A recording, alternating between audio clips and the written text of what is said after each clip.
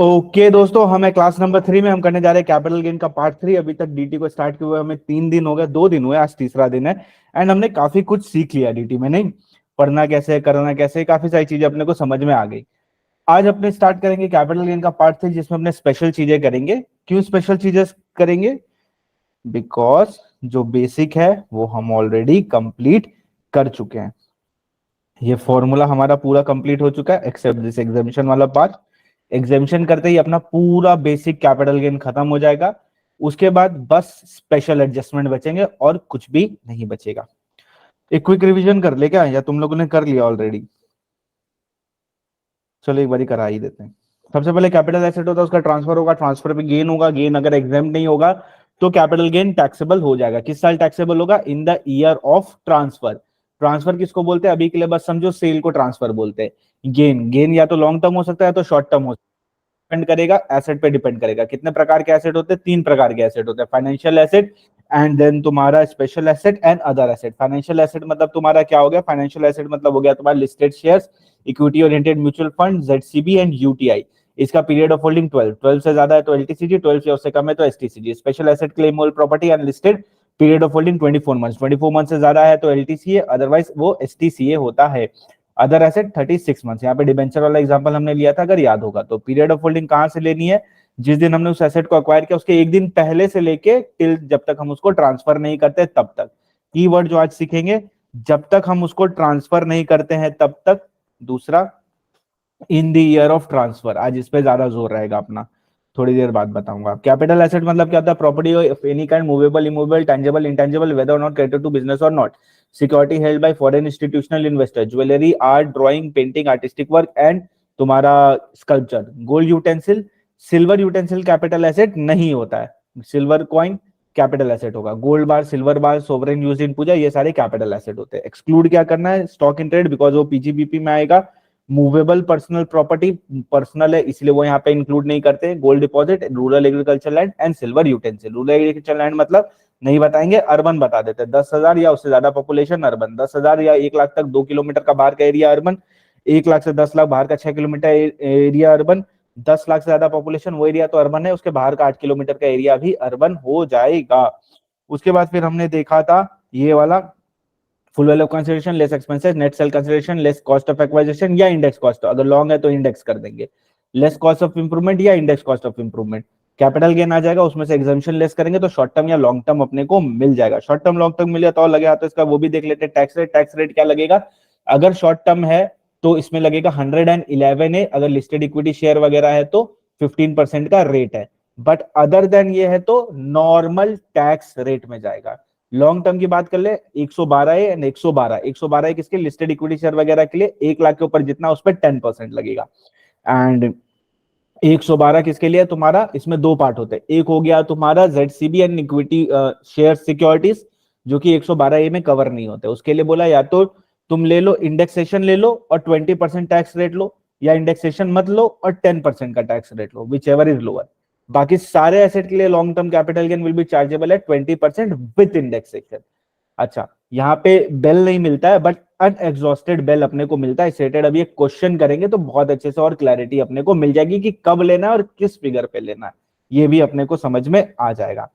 अब बात करें full value of consideration, 3 section, 50 CA, 50D, 50G। 50 CA क्या बोलता है? 50 CA बोलता है अनकोटेड के लिए फेयर मार्केट वैल्यू या actual selling price, whichever is higher लेना है अपने को। 50D बोलता है कुछ नहीं समझ में आया तो फेयर मार्केट वैल्यू ले लो। 50C बोलता है कि अगर SDV is more than 110% of selling price तो एसडीवी अपने को लेना पड़ेगा। डेट ऑफ एग्रीमेंट पे अगर अपने को 1 रुपया भी मिल गया है अदर देन कैश तो एसडीवी विल किस दिन का लेना है? डेट ऑफ एग्रीमेंट का अपने को लेना है। अगर एसडीवी जो मेरे को बिल्कुल पसंद नहीं आया, मैं वैल्यूएशन ऑफिसर एओ को बोलूंगा कि वैल्यूएशन ऑफिसर के पास रेफर करो, वो वैल्यूएशन ऑफिसर के पास रेफर करेगा।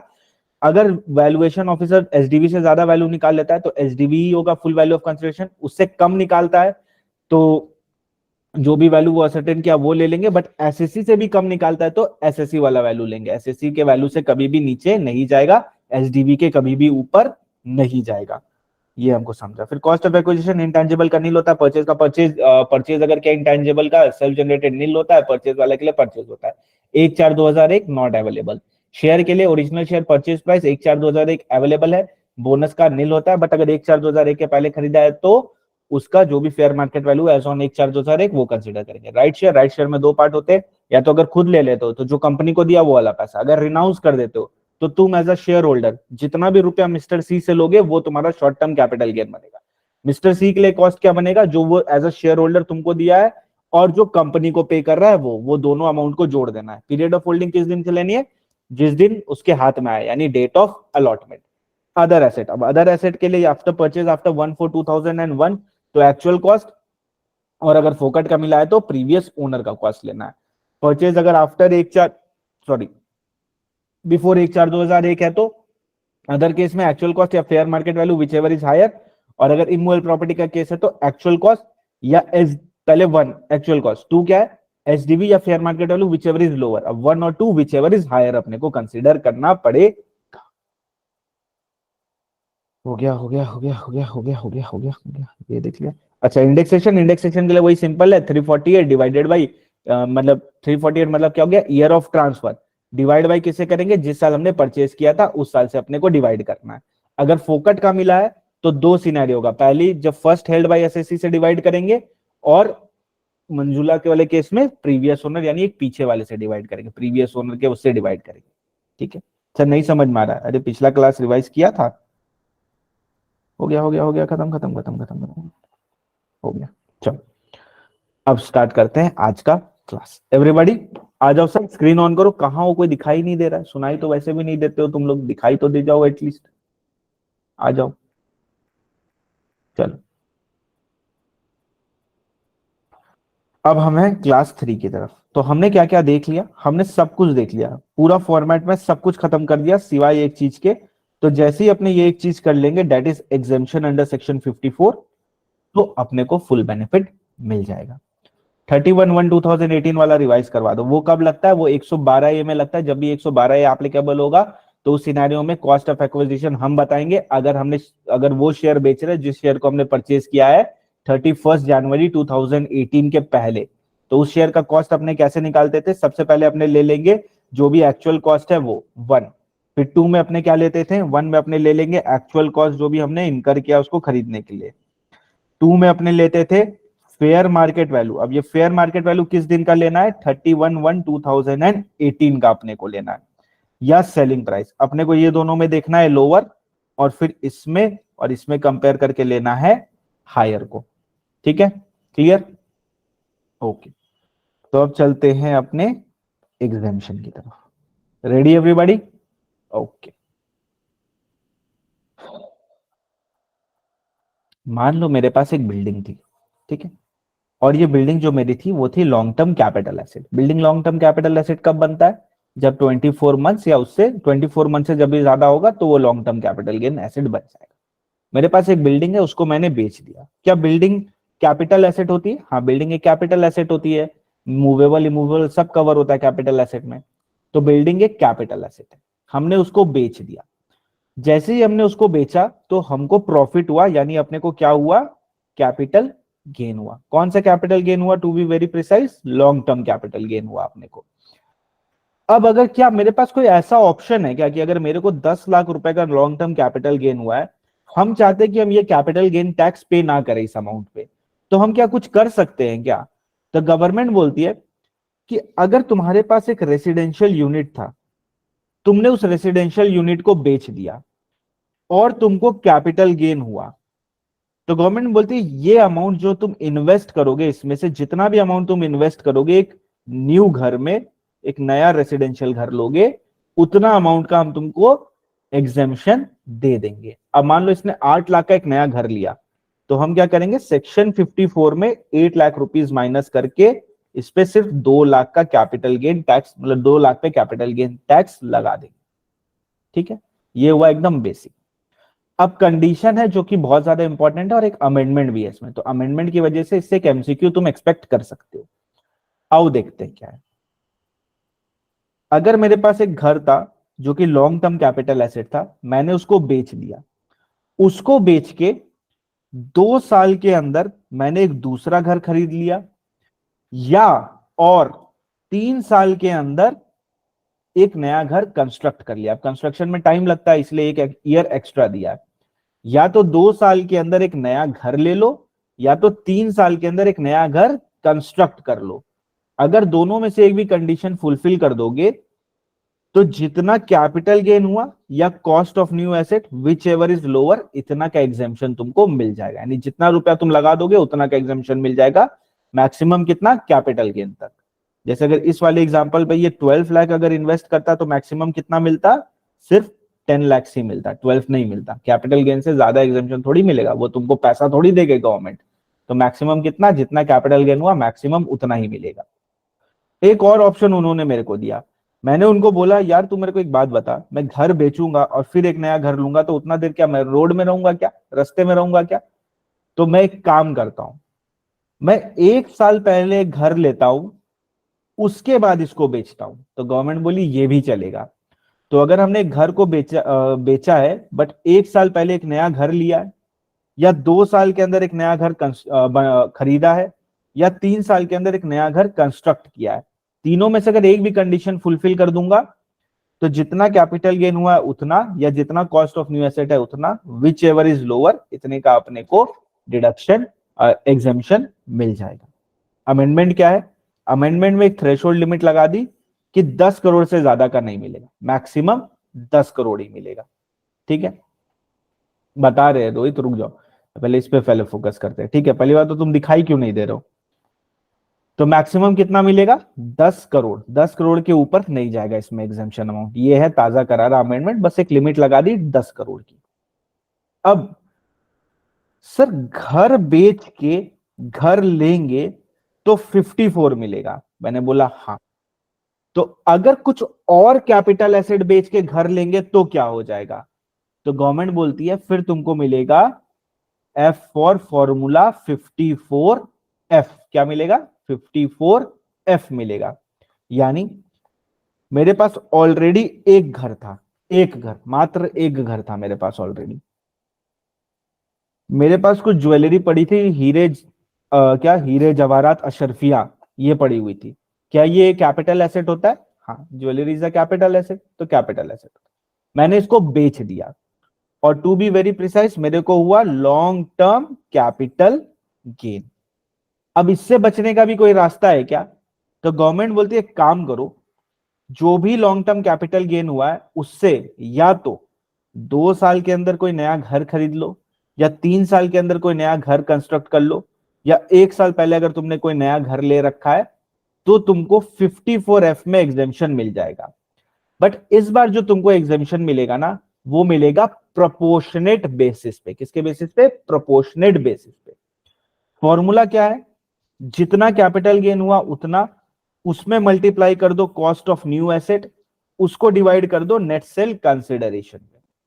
अगर ध्यान से देखो तो ये बोल रहा है कि तुमको जितना रुपया मिला उसमें से तुमने जितना इन्वेस्ट किया है उसके बेसिस पे तुमको कैपिटल गेन में एग्जेम्पशन मिलेगा। ठीक है, अगर तुम यहां पूरा रुपया इन्वेस्ट कर देते हो नेट सेल कंसिडरेशन, तो ध्यान से देखो 100 तो पूरा कैपिटल गेन मिल जाएगा ना अपने को। अब मान लो अगर हमने सिर्फ 20 रुपीज इन्वेस्ट किया, 100 रुपया बेच के मिला और 20 ही इन्वेस्ट किया, तो फिर प्रोपोर्शनेट कैपिटल गेन एग्जेम्प्ट किया जाएगा। इसीलिए section number 54F, F for formula, F for formula. अब इसमें भी एक ताजा करारा अमेंडमेंट है, वही सेम डिट्टो, मैक्सिमम 10 करोड़।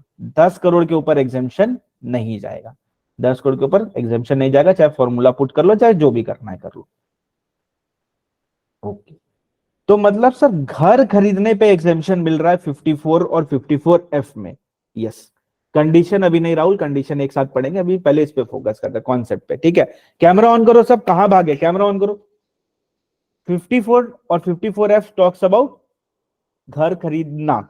अब घर खरीदने के दो रास्ते, एक घर बेच के दूसरा घर ले लो, या हीरे जवाहरात अशरफिया बेच के दूसरा घर ले लो।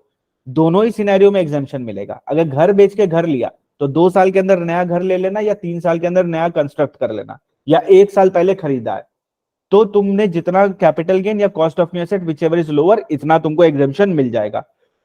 अगर ज्वेलरी बेच के लिया तो सेम कंडीशन है, बस तुमको प्रोपोर्शनेट बेसिस पे एग्जेम्पशन मिलेगा 54F में।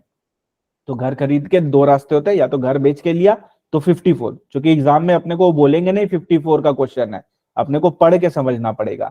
अगर उसने घर खरीदा है, क्वेश्चन में तुमने क्वेश्चन पढ़ा उसमें लिखा है कि इसने घर खरीदा, तो अब तुमको देखना है क्या बेच के घर लिया। अगर घर बेच के घर लिया तो 54, ज्वेलरी या कुछ और कैपिटल एसेट बेच के घर लिया तो 54F। Got it? एग्जाम में एनालिसिस कैसे करना है? ओके, अब आओ कुछ कंडीशन देख लेते हैं इसकी। पेज नंबर है अपना 76। पहले 54 की बात करते हैं। किसको मिलेगा 54? सिर्फ और सिर्फ इंडिविजुअल एचयूएफ को मिलेगा। क्या बेचना है? रेसिडेंशियल हाउस प्रॉपर्टी बेचना है। कितना भी बेच सकते हो, बेचने पे कोई लिमिट नहीं है। एक बेचो, दो बेचो, तीन बेचो, सारा घर बेच दो, कोई फर्क नहीं पड़ता। कंडीशन क्या है? बस वो लॉन्ग टर्म होना चाहिए। लॉन्ग टर्म घर बेचा तुमने, इंडिविजुअल एचयूएफ हो तुम। One residential house property situated in India तुमने परचेज किया है, और once in a lifetime तुम्हारे पास एक अपॉर्चुनिटी होता है, ये सिर्फ लाइफ में एक बार तुमको मिलेगा अपॉर्चुनिटी। अगर तुम्हारा कैपिटल गेन 2 करोड़ से कम है तो तुम 2 घर भी खरीद सकते हो। जनरली एक ही घर लेना है, but once in a lifetime opportunity है कि अगर 2 करोड़ से कम का है तो 2 घर ले सकते हैं अपने। कैपिटल गेन 2 करोड़ से कम है तो 2 घर लेंगे तो भी ये एग्जेम्पशन अपने को मिल जाएगा। कब तक लेना है? 1 ईयर बिफोर और 2 ईयर आफ्टर द ट्रांसफर, या कंस्ट्रक्ट कर लो 3 साल के अंदर। 2 साल के अंदर नया ले लो, 3 साल के अंदर कंस्ट्रक्ट कर लो, या 1 साल पहले लेके रखो। कितना मिल जाएगा? जितना कैपिटल गेन हुआ या कॉस्ट ऑफ न्यू एसेट हुआ, विच एवर इज लोअर, इतना मिल जाएगा। मैक्सिमम लिमिट कितनी है? 10 करोड़। इन एनी सिनेरियो जो एग्जेम्पशन है वो 10 करोड़ के बियॉन्ड नहीं जाएगा। अब जो नया एसेट हमने खरीदा उस पे भी एक लिमिट है। क्या लिमिट है? कि अपने को इसको ट्रांसफर नहीं करना है 3 साल तक, यानी उस नए घर को 3 साल तक कम से कम अपने पास रखना पड़ेगा। सर हम बेच देते हैं 3 साल पहले ही, अगर हम बेच देते हैं तो क्या करेंगे? तो cost of acquisition of the asset transfer shall be reduce by CG exempted earlier. अब मान लो, इसको समझने के लिए ऐसे समझो, हाउस वन था मेरे पास, ठीक है, मेरे पास हाउस वन था। हाउस वन को मैंने कर दिया सेल। सेल करके मेरे को कैपिटल गेन हुआ 10 लाख का। मैंने इस 10 लाख के कैपिटल गेन को पूरा का पूरा इन्वेस्ट कर दिया, मान लो दूसरे घर खरीदने में, ठीक, दूसरे घर में इन्वेस्ट कर दिया।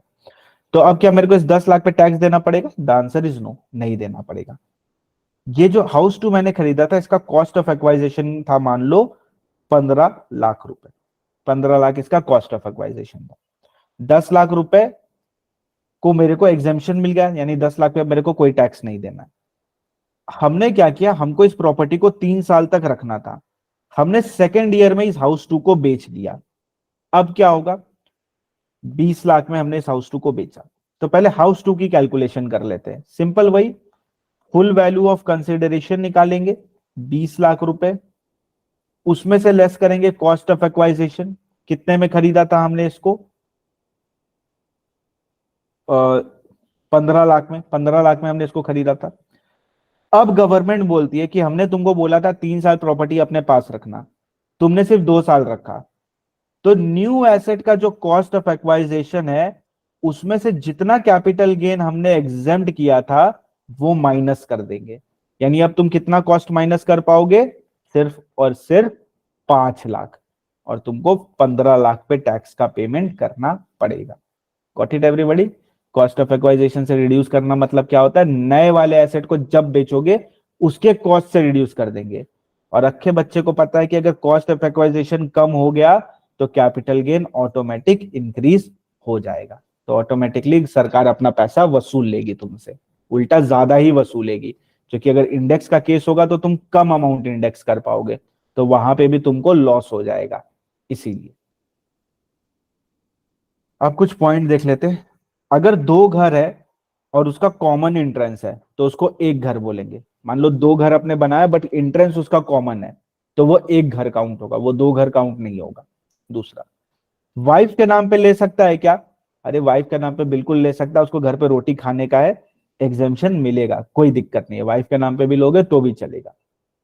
लीगल टाइटल होल्ड करना नेसेसरी नहीं है, अगर पूरा पेमेंट कर दिया ना वो भी एनफ है, तो भी मान लेंगे कि हाँ इसने नया घर ले लिया है।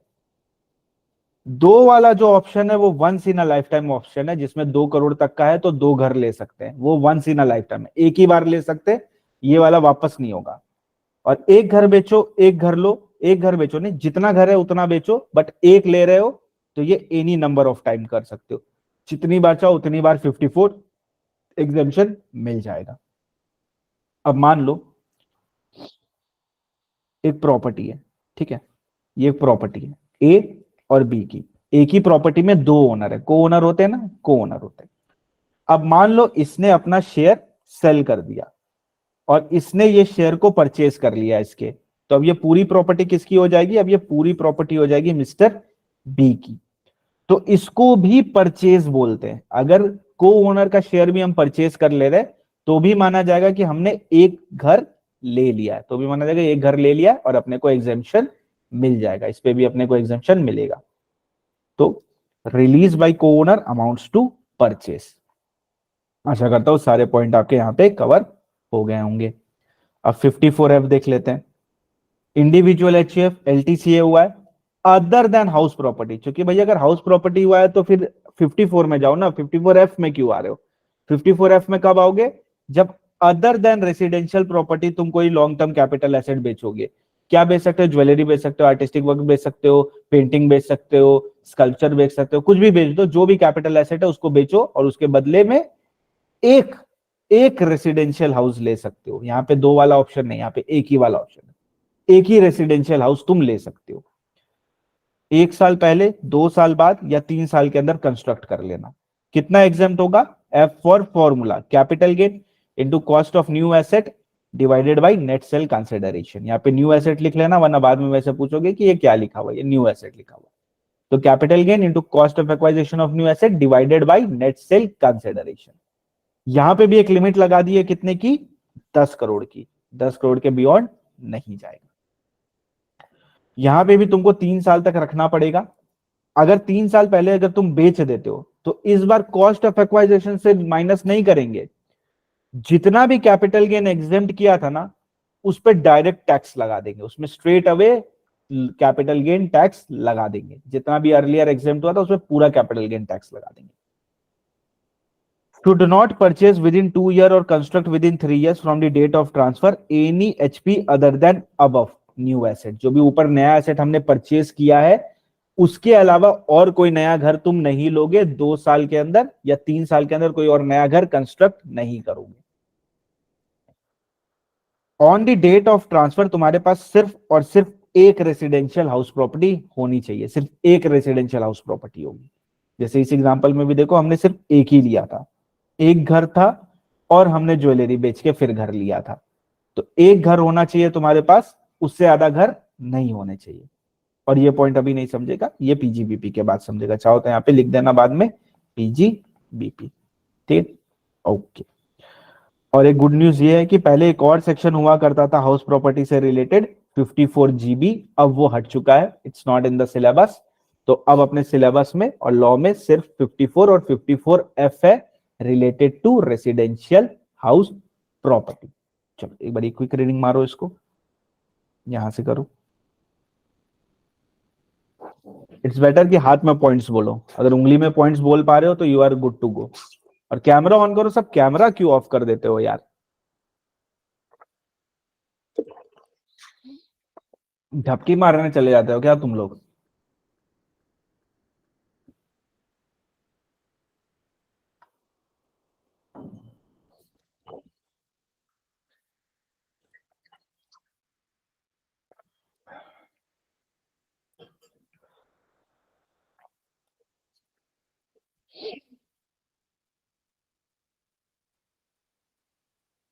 स्लाइड करना होगा तो बोलना।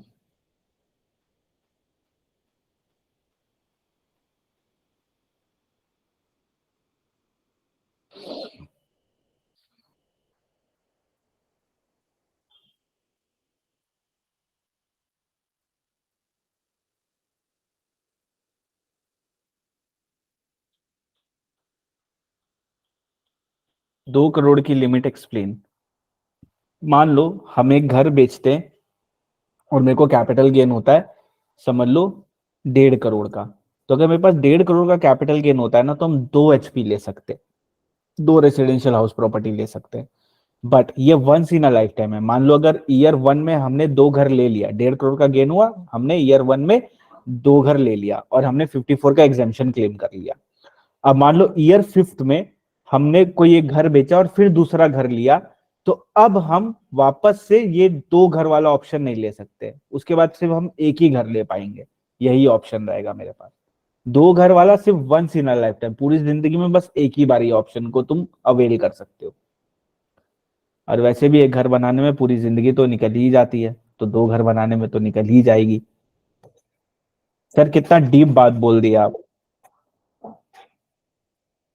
Us bro us. Reduction from COA वाला बताइए सर, रिडक्शन वाला सीईओ वाला बताइए। ये देखो, मान लो हाउस 1 को हम सेल करते हैं 10 लाख रुपए में, मतलब 10 लाख का कैपिटल गेन होता है अपने को। हाउस 2 में 10 लाख, मतलब सॉरी, हाउस 1 हम सेल करते हैं, 10 लाख का कैपिटल गेन होता है। हाउस 2 हम एक खरीदते हैं और 10 लाख पूरा इन्वेस्ट, 10 लाख से ज्यादा इन्वेस्ट, मतलब 10 लाख उसमें हम 15 लाख इन्वेस्ट करते हैं, 10 लाख ये वाला पूरा का पूरा हम इसमें डाल देते हैं।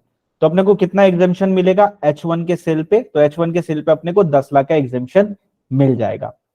अब गवर्नमेंट हमसे बोलती है कि 3 साल तक H2 को रखना है, बट हमने H2 को 2 साल के अंदर ही सेल कर दिया। अगर हमने H2 को 2 साल के अंदर ही सेल कर दिया, तो अब हमारा एग्जेम्पशन जो पहले अपने को मिला था वो छिन जाएगा। कैसे छिनेगा? H2 का full value of consideration 20 lakh, हमने H2 को खरीदा था 15 लाख से, तो गवर्नमेंट बोलती है अब जो एग्जेम्पशन उस टाइम दिया था ना, वो इसके कॉस्ट से माइनस कर देना, जिसकी वजह से ऑटोमेटिक कॉस्ट ऑफ एक्वाइजेशन गिर जाएगा। अगर कॉस्ट ऑफ एक्वाइजेशन कम हो जाएगा तो ऑटोमेटिकली कैपिटल गेन ज्यादा आ जाएगा एंड गवर्नमेंट अपना पैसा वसूल लेगी तुमसे। Got it? चलो, एक बार ये कंडीशन पढ़ लो फटाफट, फिर इस पॉइंट को ओवर करते हैं।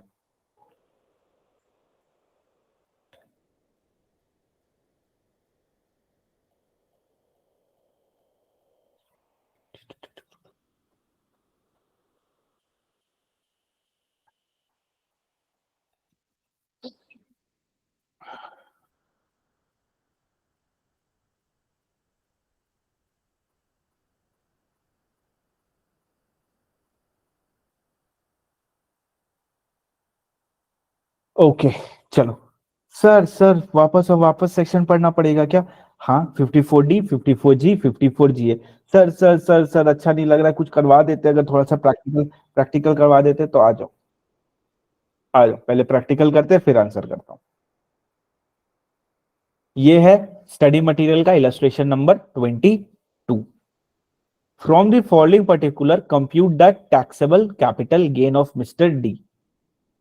Cost of jewelry for the financial year 2005-2006 is 4,52,000. Selling price in January is 14,50,000. Expense on transfer is 7,000. अभी यहां तक पढ़ के तो अपने को ये नॉर्मल कैपिटल गेन का क्वेश्चन लग रहा है। थोड़ा सा और आगे जाते हैं। रेसिडेंशियल हाउस प्रॉपर्टी हमने परचेज किया है मार्च में 5 लाख रुपए का। हमने क्या बेचा? ज्वेलरी। हमने क्या खरीदा? House property. बताओ कौन सा सेक्शन लगाएंगे? F for formula 54F, because कुछ अदर देन हाउस प्रॉपर्टी बेच के हाउस प्रॉपर्टी हम ले रहे हैं। अब इस क्वेश्चन को, चलो तुम लोग मेरे से आगे बढ़ो, स्टार्ट करो, मैं आता हूं पीछे पीछे। शुरू करो। और CII अपने को दिया है, कॉस्ट ऑफ इन्फ्लेशन इंडेक्स अपने को दिया है। कमन प्रोसीड करो, जहां तक जा सकते हैं वहां तक तो जा ही सकते हैं, कैपिटल गेन तक तो जा ही सकते हैं। Full value of consideration less expenses, फिर उसमें माइनस करेंगे इंडेक्स कॉस्ट ऑफ एक्वाइजिशन। इंडेक्स क्यों? क्या? बिकॉज लॉन्ग टर्म है, उससे अपने को लॉन्ग टर्म कैपिटल गेन मिल जाएगा। लॉन्ग टर्म कैपिटल गेन पे ही 54F लगता है, याद रखना।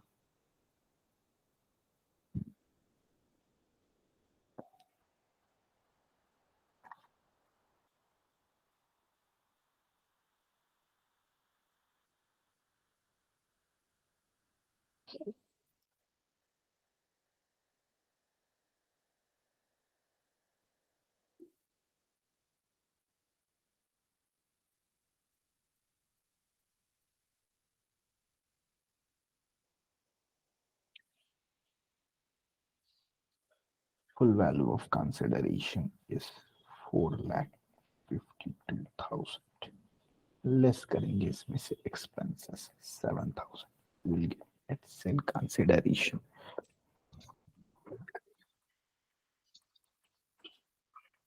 4,45,000, इसमें से लेस करेंगे इंडेक्स कॉस्ट ऑफ एक्वाइजिशन जो कि कितनी होने वाली है 4,52,000,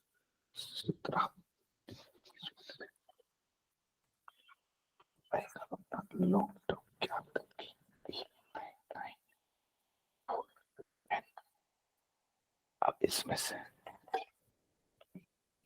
अब इसमें से लेस करेंगे एग्जेम्पशन 54F का। क्या बोलता है, जितना लॉन्ग टर्म कैपिटल गेन हुआ उतना, गलत ले ली। फुल वैल्यू कंसिडरेशन कितनी है, ओहो 14 लाख।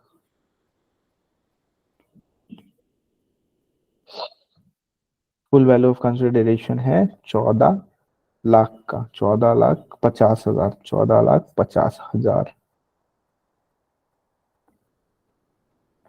एक्सपेंसेस है 7,000 का, तो 14,50,000 माइनस 7,000 तो आया मेरा 1443। इंडेक्स कॉस्ट ऑफ एक्वाइजिशन मेरा आया 452 इंटू 348 डिवाइडेड बाई 170। इसको माइनस किया हमने 1443 इससे, तो अपना फिगर आया, लॉन्ग टर्म कैपिटल गेन आया 98,590।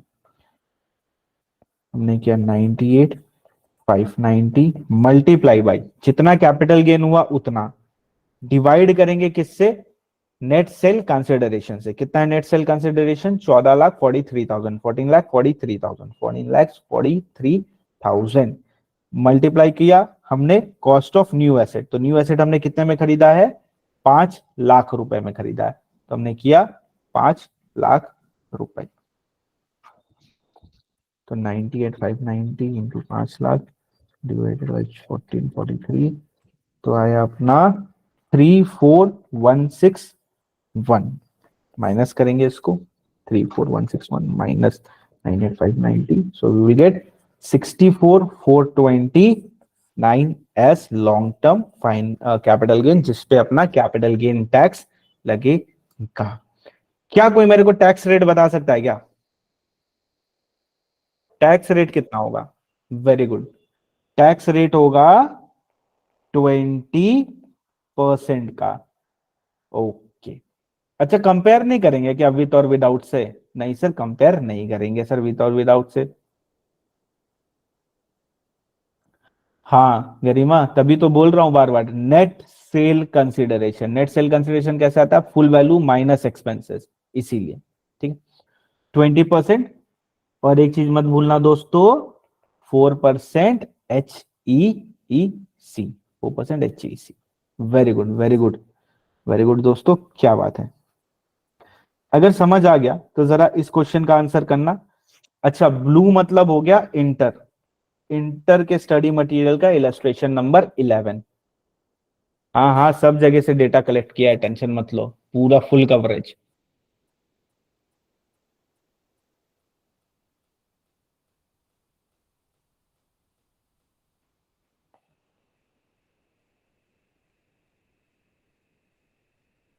सर एक हाउस प्रॉपर्टी उसके पास था, उसने उसको बेच दिया।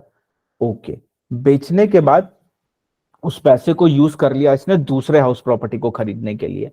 हाउस प्रॉपर्टी बेच के हाउस प्रॉपर्टी ले रहा है, सर 54 लगा देंगे। घर बेच के घर लेना 54, करेक्ट? करेक्ट एकदम। डेट देखा दोनों का, डेट क्या है, खरीदा था 2021 में, बेचा है 2023 में। It is short term capital gain, and short term capital gain पे 54 और 54F दोनों ही नहीं मिलता है। क्या होना चाहिए था यहाँ पे, लॉन्ग टर्म। अगर लॉन्ग टर्म होता तो, सर शॉर्ट टर्म कैसे हुआ ये, 24 मंथ से ज्यादा होगा तब ये लॉन्ग टर्म होगा ना। Got it? कितना हुआ, 22, 23 जुलाई, सेल किया, सॉरी सेल है अप्रैल 23, अप्रैल 23 में सेल किया, 24 मंथ्स से कम। ठीक है, ये तो उसको जो परचेज किया वो वाला डेट है। क्लियर? शॉर्ट टर्म है इसीलिए। अच्छा कैलकुलेट तो कर लेते हैं, कैपिटल गेन तो कैलकुलेट कर लेते हैं जब आए हैं तो। कैपिटल गेन कैसे निकलेगा? कैलकुलेटर में कैलकुलेट करो ना, बिना लिखे करने का एक बार ट्राई करो, क्योंकि एग्जाम के पहले ये भी सीखना है ना। कैलकुलेटर में कैलकुलेट कर पाओगे? रेसिडेंशियल हाउस प्रॉपर्टी खरीदा 10 लाख में, उसमें एडिशन किया 2 लाख का, बेच दिया 20 लाख में, सिंपल है। Full value of consideration 20 lakh, expenses nil, net sale consideration 20 lakh, less indexation होगा नहीं तो cost of acquisition 10, cost of improvement 2 lakh का, तो नेट कितना हुआ? 8 लाख। तो कैपिटल गेन कितना होगा? 8 लाख रुपीज। Everybody clear? क्योंकि कुछ कुछ क्वेश्चन कैलकुलेटर में भी करना सीखना पड़ेगा अपने को, बिकॉज कैलकुलेटर में करेंगे तभी जल्दी जल्दी कर पाएंगे। चलो, ये तो बात रही घर से रिलेटेड। तो घर से रिलेटेड कितना सेक्शन हमने किया? सेक्शन नंबर लर्न करना पड़ेगा। ठीक है, 2 सेक्शन किया घर से रिलेटेड। घर बेच के घर लिया 54, कुछ और बेच के घर लिया 54 एफ, एफ फॉर फॉर्मूला लगेगा, एंड 54 में कोई फॉर्मूला नहीं है, कॉस्ट ऑफ न्यू एसेट या capital gain whichever is lower, इतना एग्जाम्पशन मिल जाता है अपने को। अब आता है section related to industrial undertaking, related to industrial undertaking, 54D, 54G, 54GA, 54D, 54G, 54GA। 54D, D माने डॉन, डॉन क्या करता है? कंपल्सरी एक्वाइजेशन कर लेता है, यानी जबरदस्ती आके लेके चला जाता है। तो क्या? D for don. तो 54D में क्या हो रहा है? कंपल्सरी एक्वाइजेशन हो जा रहा है इंडस्ट्रियल अंडरटेकिंग का। अब अगर डॉन तुम्हारा कुछ सामान छीनने आ रहा है तो वो लॉन्ग टर्म देख के छीनेगा कि शॉर्ट टर्म देख के छीनेगा, कि वो दोनों को ही लेके जाएगा? तो वो दोनों को ही लेके जाएगा। तो यहाँ पे शॉर्ट टर्म लॉन्ग टर्म दोनों चलेगा, कोई दिक्कत नहीं है। एनी एसएससी ऑब्वियसली वो इंडिविजुअल एचयूएफ नहीं देखेगा, चाहे कंपनी हो फर्म हो, उसको फर्क नहीं पड़ता, उसको वो जमीन चाहिए, तो इंडस्ट्रियल अंडरटेकिंग को कंपल्सरली एक्वायर करके ही रहेगा। उसके बदले तुमको एक नया लैंड एंड बिल्डिंग लेना पड़ेगा फॉर इंडस्ट्रियल अंडरटेकिंग, मतलब उसने तुम्हारा इंडस्ट्रियल अंडरटेकिंग कंपलसरी एक्वायर किया है, बदले में तुमको रुपया मिला, उस रुपए से अगर तुम एक नया लैंड एंड बिल्डिंग लोगे तो जितना भी कैपिटल गेन तुमको हुआ है उसमें, कहां गया, कैपिटल गेन या cost of new asset whichever is lower, इतना एग्जाम्पशन दे देंगे। अब कब तक लेना है? विद इन 3 इयर्स तुमको लेना है। अब यहां पे बिफोर वाला ऑप्शन नहीं है, क्यों नहीं है? क्योंकि जब कंपलसरी एक्वायर करेगा तो थोड़ी ना अपने को पता होगा कि पहले से कि एक्वायर होने वाला है। वो तो जब एक्वायर हो जाएगा तब अपने को पता चलेगा कि हो गया अपने साथ एक्वायर, तब अपने जाके 3 साल के अंदर एक नया लैंड एंड बिल्डिंग परचेज कर लेंगे।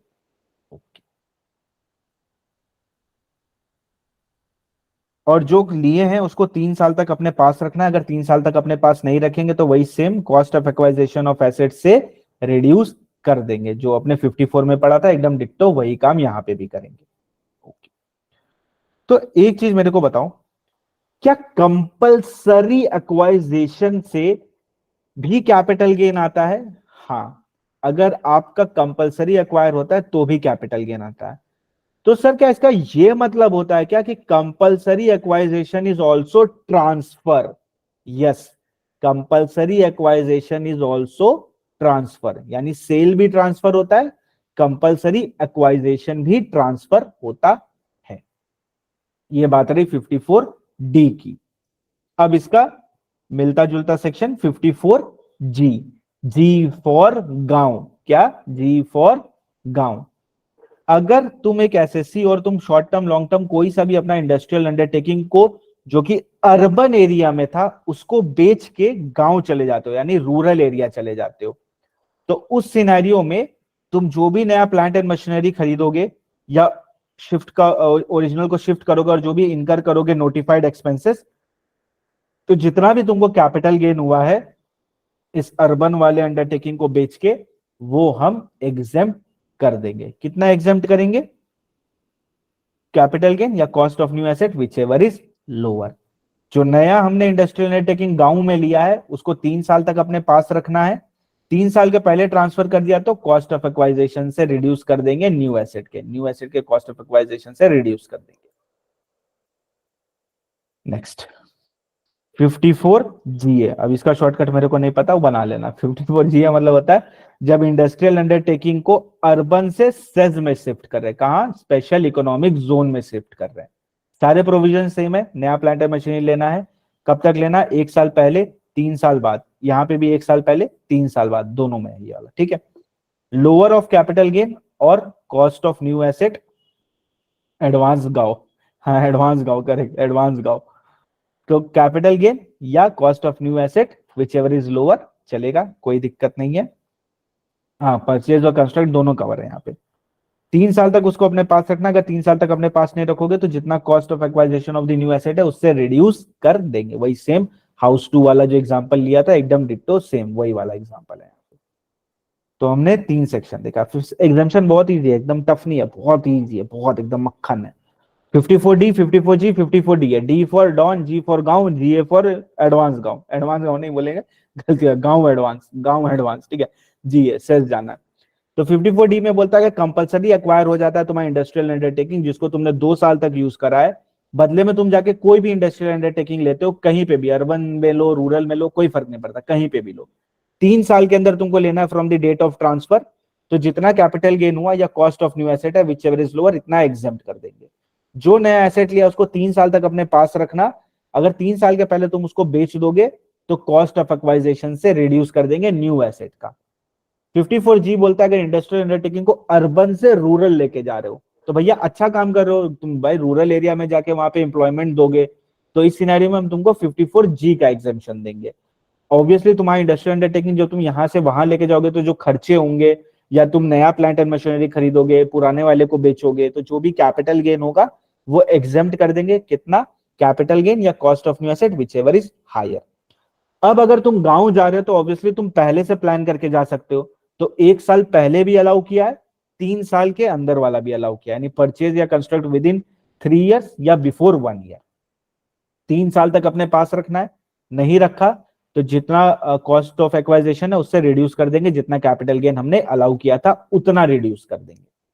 54G है, इंडस्ट्रियल अंडरटेकिंग अर्बन से उठा के सेज में रख दिया, तो वही सेम, सब कुछ सेम है। 1 ईयर बिफोर 3 ईयर्स के अंदर ट्रांसफर, ट्रांसफर के 3 ईयर्स के अंदर परचेज या कंस्ट्रक्ट, 3 साल तक अपने पास रखना है, नहीं रखोगे तो जितना कैपिटल गेन अलाउ किए थे उतना रिड्यूस करना पड़ेगा कॉस्ट ऑफ एक्वाइजेशन से। कितना अलाउ है? जितना कैपिटल गेन या cost of new asset whichever is lower. यानी फॉर्मूला वाला अभी तक सिर्फ एक ही जगह है, वो है 54F में। बाकी सब जगह अभी नॉर्मल कैपिटल गेन या cost of एक्वाइजिशन which ever is lower. जल्दी से रीड कर लो इसको, यहीं खत्म करते हैं, ठीक है। 54D, 54G, 54G है। जी ले जरा, आ जाओ बच्चों, कहाँ हो सबके सब? कोई दिखाई नहीं देता संडे वाले दिन, सब सो रहे, सब सो रहे। Sir my question, in all the three cases how will the CG be treated in the year of sale if new asset is purchase in the third year? New asset is sold ना, new asset is sold in third year, ऐसा बोल रहे हो क्या?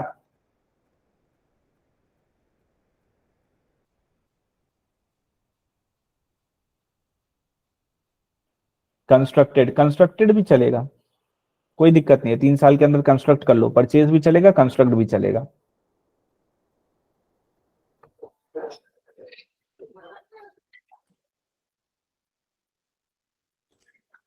ठीक है, बाद में लेते हैं इस डाउट को, क्लास के बाद। एक एग्जांपल तुम मेरे को बताना, तभी बता पाऊंगा, ऐसे नहीं बता पाऊंगा।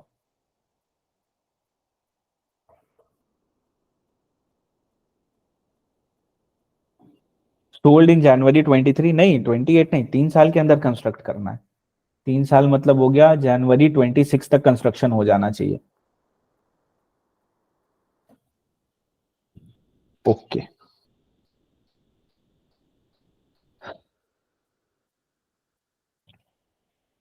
इजी है, टफ नहीं है, एक बारी पढ़ोगे ना तो इजी लगेगा। लर्न करना भी बहुत इजी है इसको।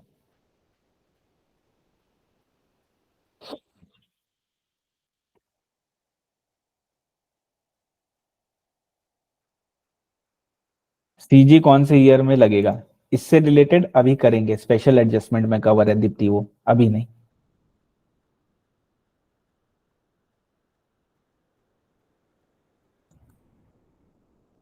सीमा, एग्जेम्पशन मिलेगा अगर 3 साल के बाद कंस्ट्रक्ट करेंगे। अगर 3 साल के बाद कंस्ट्रक्ट करोगे तो एग्जामेशन नहीं मिलेगा, 3 साल के अंदर ही कंस्ट्रक्ट करना है।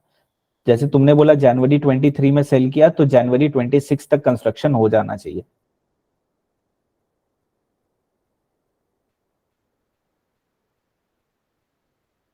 ओके, चलो।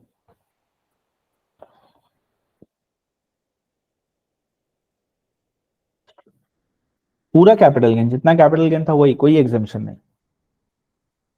PQR Limited purchased a land for industrial undertaking in May 24 at a cost of, अच्छा कर सकते, अच्छा इसको बाद में करते हैं, ठीक है। एक स्पेशल एडजस्टमेंट है, वो करने के बाद करते हैं। अब बात करते हैं 2 सेक्शन की। हमने अभी तक 5 सेक्शन देखे हैं। पहला 54, 54F।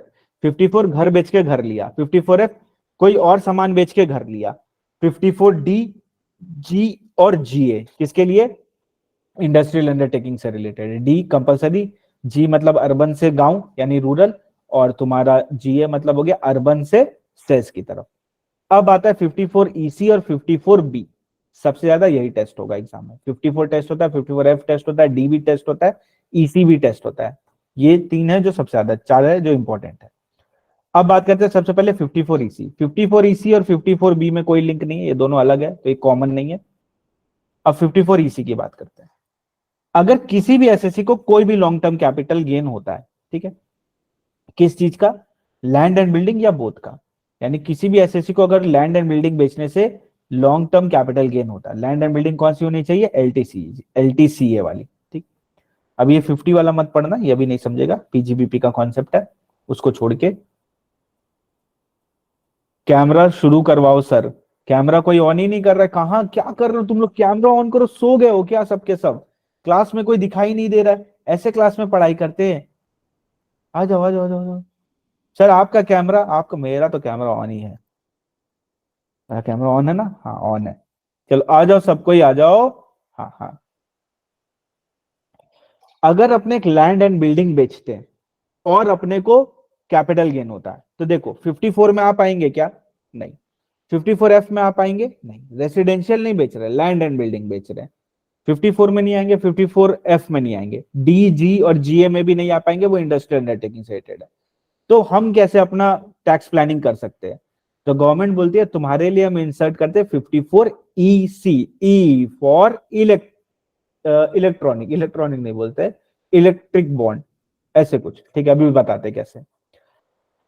अगर तुमको लॉन्ग टर्म कैपिटल गेन होता है on sale of land and building, और तुम जाके बॉन्ड खरीद लेते हो NHI का, RECL का, पावर फाइनेंस कॉर्पोरेशन का, या रेलवे फाइनेंस कॉर्पोरेशन का, NHI का, RECL का, पावर फाइनेंस कॉर्पोरेशन का, या रेलवे फाइनेंस कॉर्पोरेशन का, जो कि रिडीमेबल है, कौन, बॉन्ड, जो कि बॉन्ड रिडीमेबल है आफ्टर 5 इयर्स, और वो बॉन्ड इश्यू हुआ है 1/4/2018, अब रेलिवेंट नहीं है डेट, काफी पुराना है, तो 5 इयर्स वाला बॉन्ड होना चाहिए।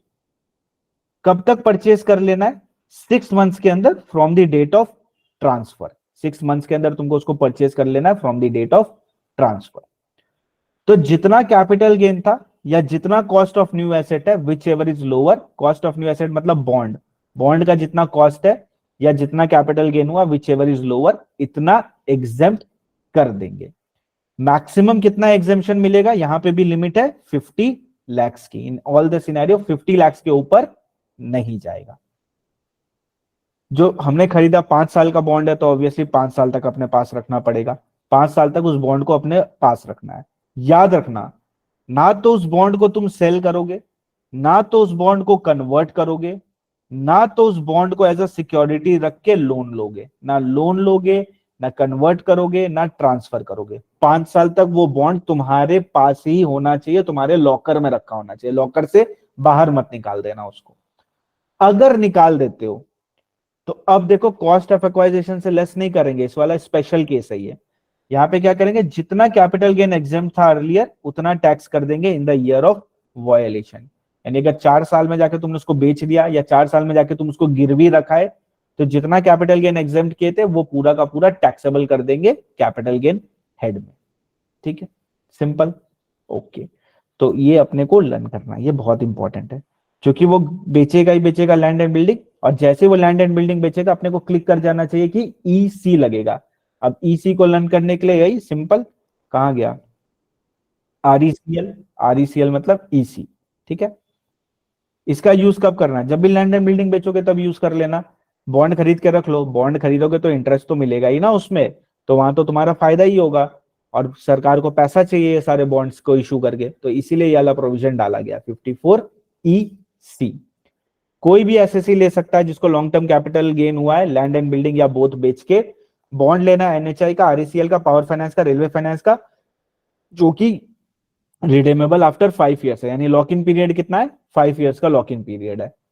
परचेज 6 मंथ्स के अंदर करना है, मैक्सिमम कितना, कैपिटल गेन या cost of new asset whichever is lower, इतना मिलेगा, मैक्सिमम 50 लाख का मिलेगा।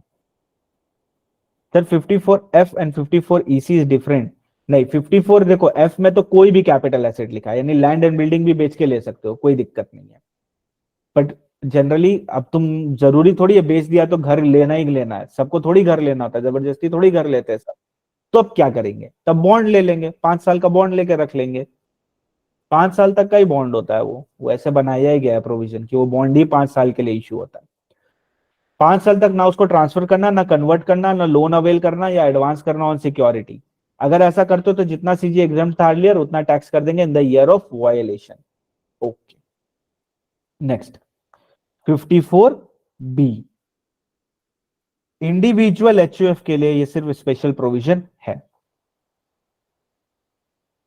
तो लैंड एंड बिल्डिंग के लिए दोनों अवेल कर सकते हैं, प्रोवाइडेड 54F तो सिर्फ इंडिविजुअल एचयूएफ के लिए है ना, ये देखो ऑल एसएससी के लिए है, तो ये भी तो एक डिफरेंस आ जाता है ना यहाँ पे। यानी आपको सिंपली एक काम करना है, ठीक है, आपको कोई भी क्वेश्चन एग्जाम में मिले और अगर आपको वो दिख रहा है लैंड एंड बिल्डिंग वो बेचा है, क्वेश्चन एज इन कोई भी क्वेश्चन, मतलब प्रैक्टिकल क्वेश्चन, थ्योरेटिकल क्वेश्चन, कोई सा भी क्वेश्चन हो, तुमको अगर दिख रहा है लैंड एंड बिल्डिंग उसने बेचा है, तो तुम जरूर लिख के आना कि उसके पास एक ऑप्शन है कि वो 54EC में इन्वेस्ट कर सकता है, ठीक है, उससे उसको 54EC का एग्जेम्पशन मिल जाएगा। बट याद रखना, land and building long term वाला, शॉर्ट टर्म वाले के लिए मत लिख देना, नहीं तो ज्यादा चालाकी करने के चक्कर में वो मार्क्स काट लेगा। एकदम ध्यान से देख लेना कि क्या है। 54B बोलता है कि अगर एक इंडिविजुअल एचयूएफ है जिसको शॉर्ट टर्म या लॉन्ग टर्म दोनों हुआ है, उसने अर्बन एग्रीकल्चर लैंड बेचा है, और उस अर्बन एग्रीकल्चर लैंड में या तो वो खुद या उसके पेरेंट्स 2 साल तक खेती कर चुके हैं, वो एग्रीकल्चर लैंड में 2 साल प्रीसीडिंग 2 ईयर्स में immediately preceding the date of transfer, वो या उसके पेरेंट्स खेती किए हैं उसे अर्बन एग्रीकल्चर लैंड में, उसको बेच के वो कोई सा भी अर्बन कोई सा भी एग्रीकल्चर लैंड ले सकता है, अर्बन रूरल सब चलेगा, एक से ज्यादा भी ले सकता है, जितना चाहे उतना ले ले। 2 साल के अंदर from the date of transfer अगर वो ऐसा करता है तो जितना कैपिटल गेन या कॉस्ट ऑफ न्यू एसेट है विच एवर इज लोअर, इतना एग्जेम्प्ट कर देंगे। जो नया एग्रीकल्चर लैंड लिया उसको 3 साल तक अपने पास रखना, अगर ऐसा नहीं करोगे तो कॉस्ट ऑफ एक्वाइजेशन से रिड्यूस कर देंगे, कॉस्ट ऑफ एक्वाइजेशन से रिड्यूस कर देंगे। ओके, एक क्वेश्चन है, मेरे पास एक लैंड था एग्रीकल्चर लैंड जो कि रूरल था, मैंने इसको बेचा और एक अर्बन एग्रीकल्चर लैंड ले लिया, क्या 54B मिलेगा मेरे को?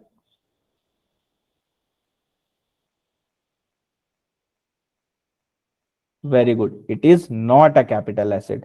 तो कैपिटल गेन का सवाल ही पैदा नहीं होता, जब कैपिटल गेन ही नहीं आता तो एग्जामिशन क्या चीज पे लेंगे अपने, एग्जाम तो तब करेंगे जब कैपिटल गेन आएगा, and rural agriculture land is not a capital asset, तो यहाँ पे गेम हो सकता है एग्जाम में, ठीक है। अब ये तो हमने पढ़ लिया, ठीक है, अब एक शॉर्टकट बताता हूं इसको लर्न करने का सबको। देखो 2 सेक्शन में चेंज है सिर्फ, एक है 54F।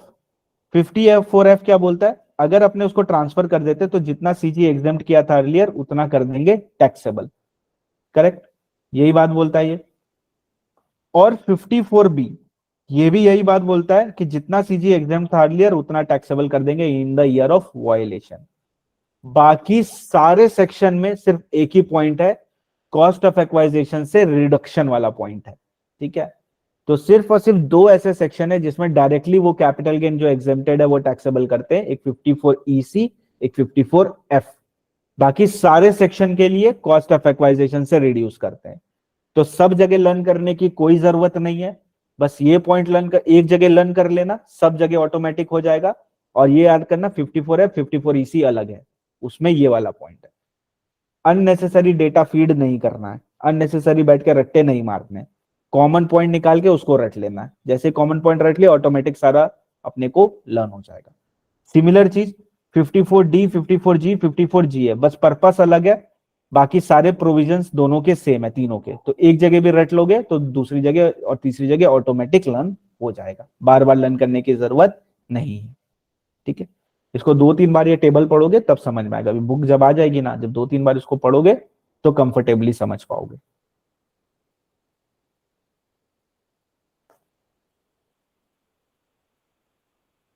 चलो, अगर समझ गए हो तो इसका आंसर बताओ।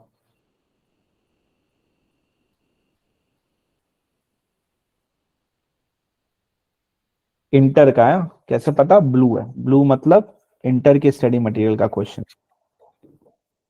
सर मुझे दिख नहीं रहा है, एक बार बाहर जाके वापस आओ, मीटिंग क्विट करके वापस से रीज्वाइन करो।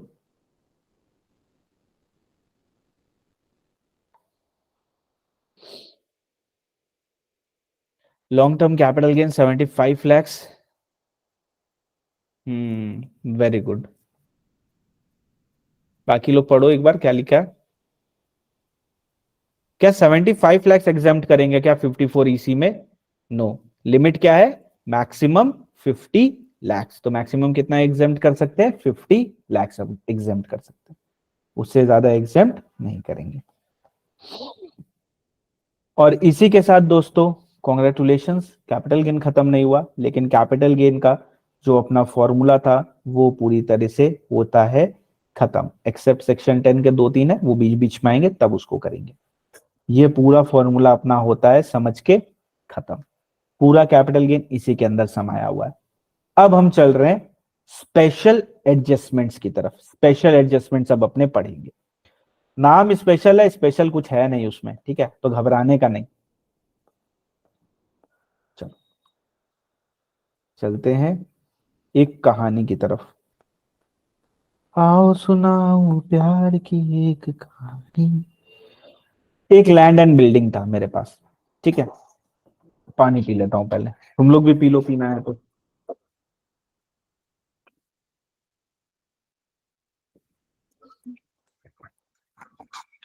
वेरी गुड सिंगर यार, इतना भी झूठ मत बोल यार, मेरे को पता है।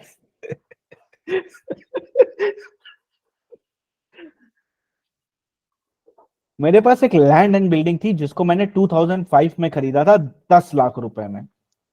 मैं बहुत खुश था, मैं उसके टेरिस में जाके मस्त डांस वांस करता था। एक दिन मैं उसके टेरिस पे डांस कर रहा था, अचानक से दूर से मेरे को एक बहुत बड़ी लहर आते हुए नजर आई, और मेरा प्रॉपर्टी डूब गया उस लहर में। ये बात है 2021 की, ठीक है। मैं डांस कर रहा था 2005 की प्रॉपर्टी पे, जिसको मैंने 10 लाख पे खरीदा था। 2021 में एक बहुत बड़ा लहर आया और मेरा प्रॉपर्टी डूब गया। अब अगर प्रॉपर्टी डूब जाएगा तो तुम क्या करोगे बताओ? तुम बच गए, प्रॉपर्टी डूब गई तो तुम क्या करोगे? तो हम रोने लगे, हाँ हाँ हाँ, प्रॉपर्टी डूब गई, प्रॉपर्टी डूब गई, अब क्या करे, अब क्या करे। हम रो ही रहे थे। इतने में ये बंदा आया मेरे पास, पूरा ब्लैक सूट में, एकदम प्रॉपर सूटेड बूटेड। मेरे को आके बोलता है प्रॉपर्टी डूब गई। तो मेरे को लगा मेरे को कंसोल करना है, मैंने बोला हाँ हाँ डूब गई प्रॉपर्टी, ये हो गया वो हो गया। अच्छा, तो तुम्हारे पास एक प्रॉपर्टी थी? मैंने बोला हाँ। वो प्रॉपर्टी अब तुम्हारे पास नहीं है? मैंने बोला हाँ। तो अगर तुम्हारी प्रॉपर्टी तुम्हारे पास से चली जाती है तो ये भी ट्रांसफर होता है, और अगर तुमने ट्रांसफर किया है प्रॉपर्टी का, कैपिटल एसेट का, तो तुमको टैक्स देना पड़ेगा। हमने बोला यार मेरा ऐसे इतना लॉस हो गया, ऊपर से तुम टैक्स लेने आ गए हो। तो हम बोलता है, फिर मैंने उसको बोला कि यार देख मेरे पास रुपए नहीं है, मेरे पास रुपए है ही नहीं, मैं तुझको कहां से दूं? तो ये बोलता है हमने बस इतना पढ़ा है कि जिस साल ट्रांसफर होगा उस साल कैपिटल गेन तुमको देना ही होगा। तो मैंने बोला यार ये एक्सेप्शनल केस है यार, प्रॉपर्टी डूब गई, तुम क्या कर रहे हो, एक्सेप्शनल केस में कुछ तो अपने को वो दो। तो बोलता है ठीक है एक्सेप्शनल केस है, तुम्हारे लिए हम एक चीज कर देते हैं, क्या ये तुम्हारी प्रॉपर्टी इंश्योर्ड थी? मैंने बोला हाँ प्रॉपर्टी इंश्योर्ड थी। इंश्योरेंस का पैसा तुमको कभी ना कभी तो मिलेगा? मैंने बोला हाँ। तो एक काम करना, जब मिलेगा तब हम तुमको बताएंगे क्या करना है।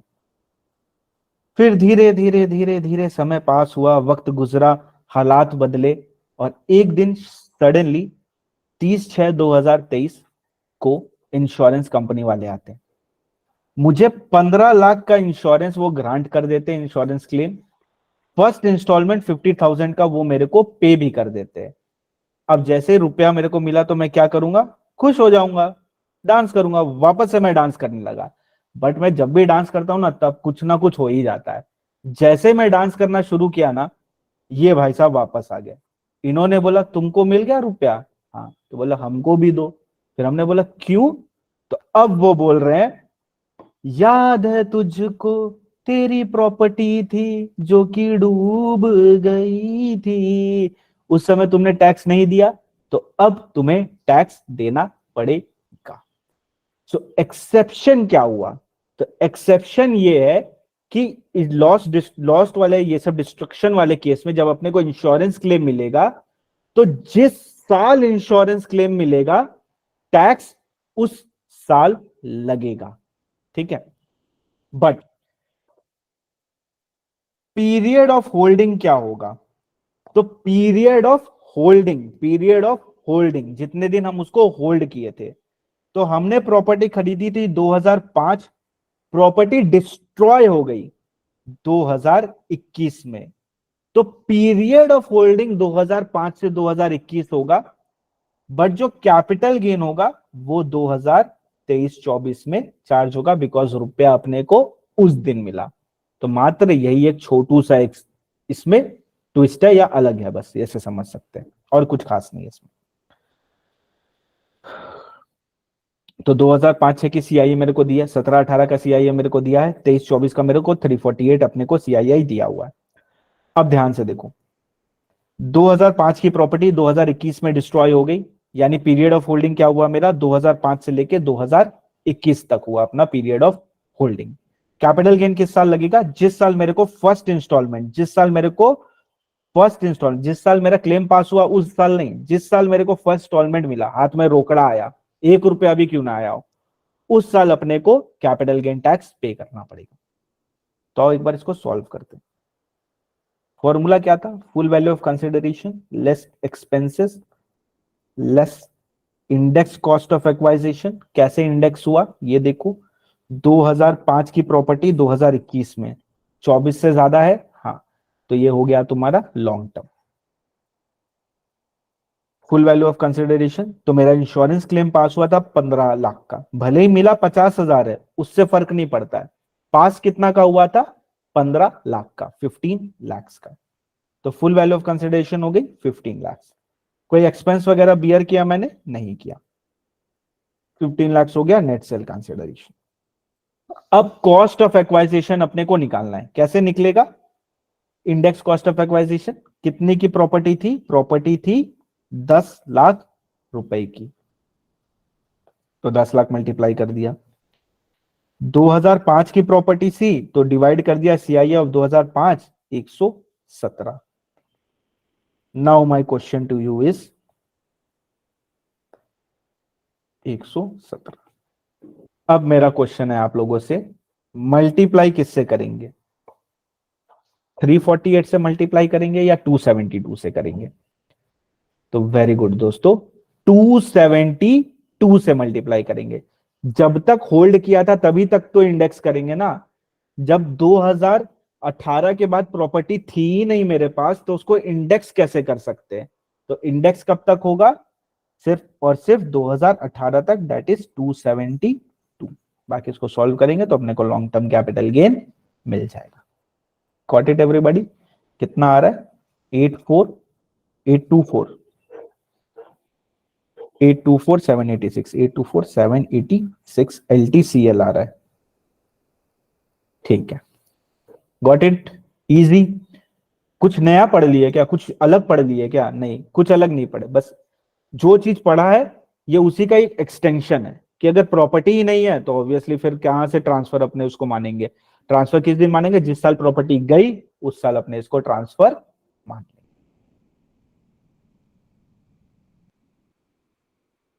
तो अगर आप लोगों को समझ में आ गया है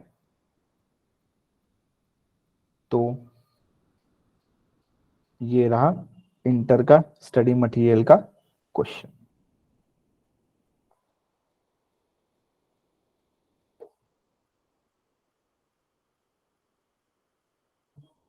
इंश्योरेंस कंपनी कोई कंपनसेशन नहीं दी तो फिर कुछ नहीं। कैपिटल गेन कब लगेगा? जब फुल वैल्यू ऑफ कंसिडरेशन होगा। जब फुल वैल्यू ऑफ कंसिडरेशन ही नहीं है तो कैपिटल गेन ही नहीं होगा। कैपिटल गेन नहीं होगा तो फिर टैक्स क्या लेंगे? वो कुछ नहीं लेंगे, वो भी बैठ के रोएंगे साथ में, और क्या। मिस्टर एक इंडिविजुअल था जो कैरी कर रहा था बिजनेस। उसका स्टॉक था, मशीनरी था, जो कि डैमेज हो गया एंड डिस्ट्रॉय हो गया फायर एक्सीडेंट से।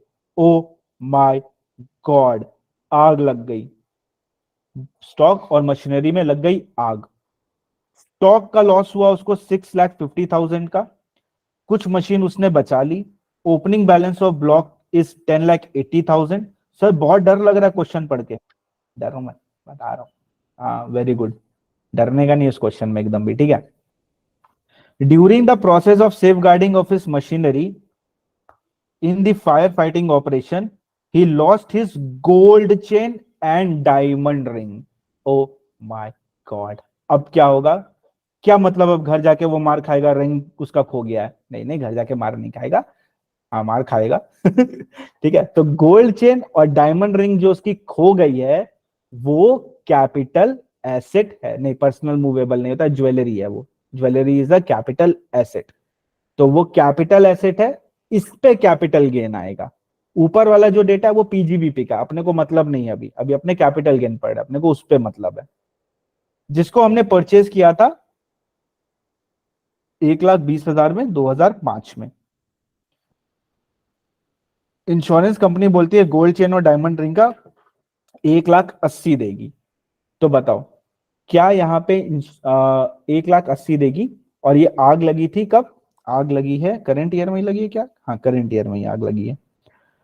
तो 1,80,000 देगी तो इसमें कैपिटल गेन किस पे लगेगा? तो कैपिटल गेन लगेगा सिर्फ और सिर्फ gold chain and diamond ring पे। स्टॉक पे क्या लगेगा? पीजीबीपी लगेगा। ठीक है, अपने को हेड्स बताने इसमें। तो स्टॉक पे पीजीबीपी लगेगा, मशीनरी भी पीजीबीपी हेड में ही जाएगी, सिर्फ गोल्ड चेन और डायमंड रिंग है वो कैपिटल गेन हेड में जाएगी। कैसे जाएगी? 1,80,000 में से index cost of acquisition minus करना पड़ेगा, बिकॉज लॉन्ग टर्म है, 2005 की अंगूठी थी तो वो लॉन्ग टर्म में होगा। तो compensation for lost of stock कहां जाएगा? प्रॉफिट पीजीबीपी हेड में चला जाएगा। कंपनसेशन टुवर्ड्स मशीनरी ये भी पीजीबीपी हेड में ही जाएगा। और ये तुमको यहाँ शॉर्ट टर्म कैपिटल लॉस दिख रहा होगा, ये अभी नहीं समझेगा, जब सेक्शन 50 पढ़ेंगे ना अपने तब अपने को समझ में आएगा पीजीबीपी में, अभी नहीं समझेगा। Gold chain and diamond ring ये कैपिटल गेन हेड में जाएगा। कैसे आएगा? इंडेक्स कॉस्ट रिड्यूस करके आएगा। 1,80,000 में से इंडेक्स कॉस्ट रिड्यूस करेंगे तो अपने को मिल जाएगा। क्लियर, इजी है।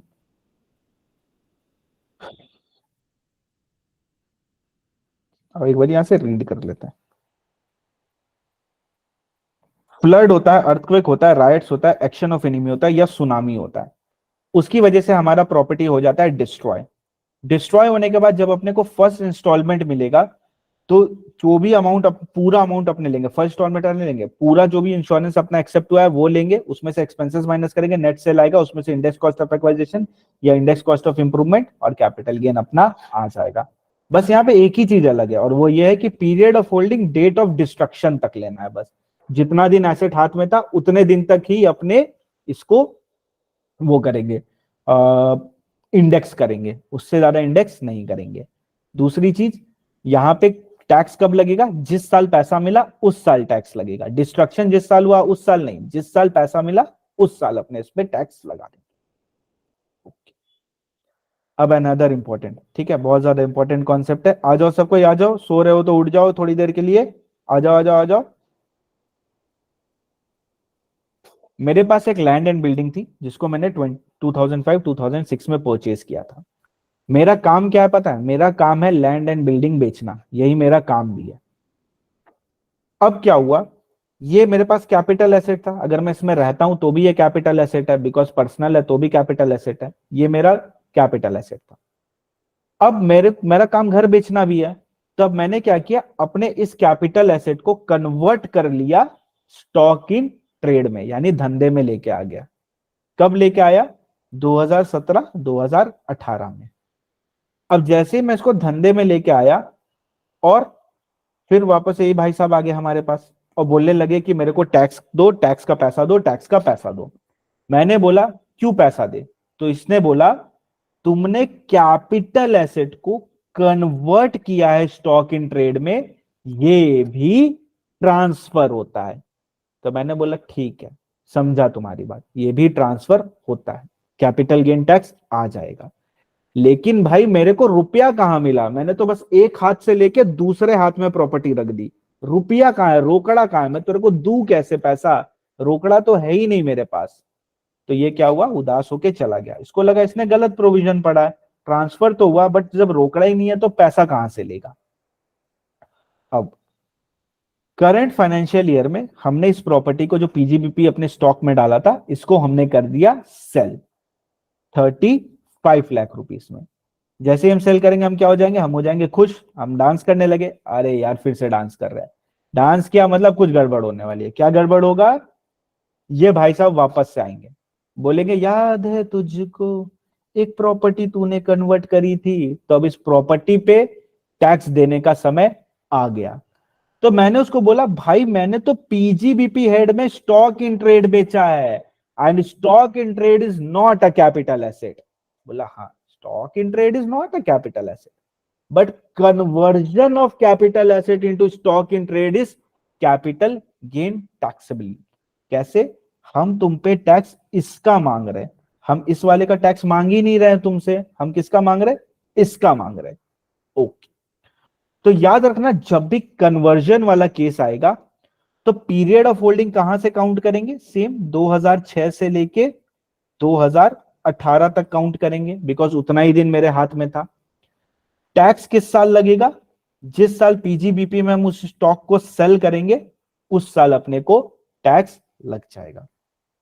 ओके, यहां देखो दीप्ति, कैपिटल एसेट को स्टॉक इन ट्रेड में कन्वर्ट किया और उसके बाद उसको बाद में जाके सेल किया, तो जब बाद में सेल करोगे तो पीजीबीपी ही लगेगा।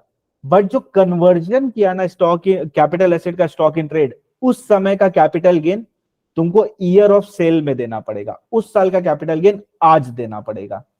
ओके, कैपिटल गेन देना पड़ेगा। समझा? समझा आपका बात, मैं समझा, बहुत अच्छे से समझा। यानी कैपिटल एसेट जब कन्वर्ट हुआ स्टॉक इन ट्रेड में, वो कन्वर्ट तो हुआ 2006 में, बट उसका टैक्स अपने को आज देना है, बिकॉज सेल आज हुआ वो प्रॉपर्टी। कैसे? Full value of consideration less expenses less index cost of acquisition, and we will get the answer. अब एक्सपेंसेस कुछ है नहीं, नेट सेल कंसिडरेशन। यहाँ पे इंडेक्स कॉस्ट ऑफ एक्वाइजिशन पहले निकाल लेते हैं। इंडेक्स कॉस्ट ऑफ एक्वाइजिशन क्या होगा? 10 लाख का 2005 से 2006 में खरीदा था, कब तक होल्ड किया था? 2017-18 तक। तो इंडेक्स कहां तक होगा? 17-18 तक इंडेक्स होगा। तो 10 लाख परचेज किया था हमने 5-6 में, यानी डिवाइड करेंगे 117 से, मल्टीप्लाई किससे करेंगे बताओ जल्दी? किससे अपने इसको मल्टीप्लाई करेंगे? वेरी गुड, वेरी गुड, क्या बात है, क्या बात है। 272 से, बिकॉज अपने पास कब तक प्रॉपर्टी थी? 17-18 तक ही प्रॉपर्टी थी, तो मल्टीप्लाई किया हमने 272। ये तो इजी है, मक्खन है, कुछ भी नहीं है इसमें। बताता हूं, पहले कैलकुलेट कर लेता हूं। 272 डिवाइडेड बाई 117, कैलकुलेट किया, आया अपना 23, 24, 786। ठीक है, अब मेरे को एक बात बताओ, फुल वैल्यू ऑफ कंसिडरेशन क्या लेंगे? इसमें से कौन सी वैल्यू होगी फुल वैल्यू ऑफ कंसिडरेशन? आप बोलोगे 35 लाख में सेल किया। 35 लाख में हमने ये कैपिटल एसेट थोड़ी सेल किया है, 35 लाख में हमने वही स्टॉक इन ट्रेड सेल किया, तो उसको कैसे कंसिडर कर सकते हैं? तो गवर्नमेंट बोलती है एक काम करो, जो फेयर मार्केट वैल्यू थी ना on the date of conversion, उसको ले लो as full value of consideration. तो हम लेंगे 25 lakhs को, तो हमने ले लिया 25 lakhs, यानी in short date of conversion पे जो फुल जो तुम्हारा फेयर मार्केट वैल्यू है वही फुल वैल्यू ऑफ कंसिडरेशन बनेगा। तो 1,75,213 रुपए will be your long term capital gain. अब ध्यान से देखो, तुमने स्टॉक भी बेचा है ना, तो पीजीबीपी भी आना चाहिए। अब स्टॉक तुमने कितने में बेचा, selling price minus cost, PGBP एकदम सिंपल है, वो इंडेक्स फिंडेक्स वगैरह का कोई भी नौटंकी नहीं है। कितना में बेचा, 35 lakhs में बेचा। अब अगर तुमने इसको 35 lakhs में बेचा है तो बता दो कॉस्ट क्या है। तो अपने बोलेंगे कॉस्ट नील है कॉस्ट नील है। अरे तुमने पे कहां किया, सर हमने पे तो नहीं किया ना, लेकिन हम लेके तो आए हैं वहां से। तो सर यहाँ कॉस्ट क्या लेंगे, तो यहाँ कॉस्ट लेंगे वही सेम फेयर मार्केट वैल्यू जो यहाँ पे फुल वैल्यू ऑफ कंसिडरेशन बनी थी, दैट इज 25 lakhs। 25 lakhs और 10 लाख मेरा चला जाएगा पीजीबीपी हेड में। Clear everybody. अब ध्यान से देखो क्या हुआ है, अगर मैं दोनों प्रोविजन को मर्ज करूं तो 25 इधर और 25 इधर, 25 ऐड है 25 माइनस है, यानी इन शॉर्ट क्या ऐसा हुआ है क्या, 35 में से ही इसने इंडेक्स को माइनस किया। बस क्या हुआ है, आधा कैपिटल गेन का आधा पीजीबीपी का। मैथ है ये, थोड़ा मैथमेटिकली सोचना। 25 प्लस 25 माइनस, असल में जीरो है नेट इफेक्ट। हम किए क्या है, 35 में से ही ये वाला index cost of acquisition minus किया है। बट ये क्या है, थोड़ा प्रेजेंटेशन है, दोनों अलग हेड का है, इसीलिए इस तरह करके दिखाया गया। ठीक है, कुछ भी नया नहीं पढ़ रहे अपने, ऐसा मत सोचना कोई नया कॉन्सेप्ट है, कॉन्सेप्ट सेम है, बस टैक्स कब लगेगा और इंडेक्स कब तक करना है ये अलग हो जाता है। बिकॉज जब वो है ही नहीं अपने पास, तो उस पर अपने इंडेक्स एंड तक कैसे लगा सकते हैं, जिस साल गया उस साल उसका इंडेक्स भी गया। क्लियर एवरीबॉडी, किसी को कोई डाउट है इसमें?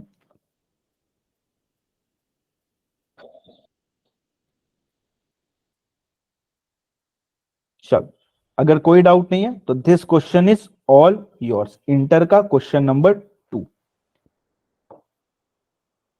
अरे अभी किया नहीं है, उसको सूटा नहीं है वो, अभी बहुत सारी चीज नहीं की है हम लोग।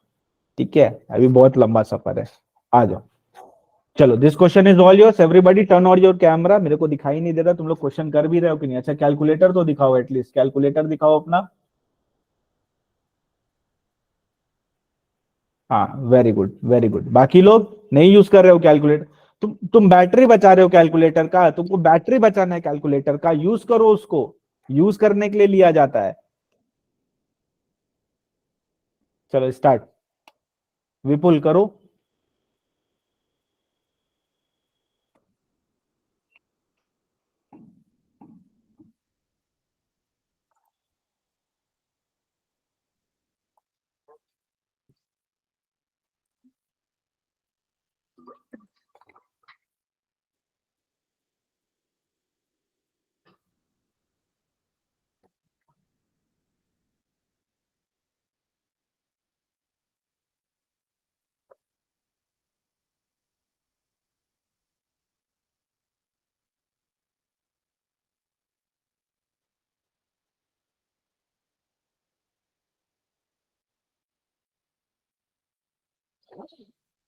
25,000 एक आंसर आ भी गया मेरे पास।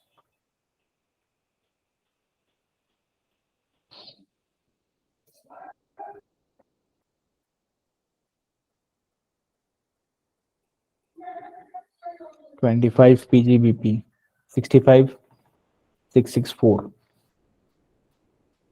Capital gain. आ गया सबका, करो करो, टाइम है, don't worry. Very good.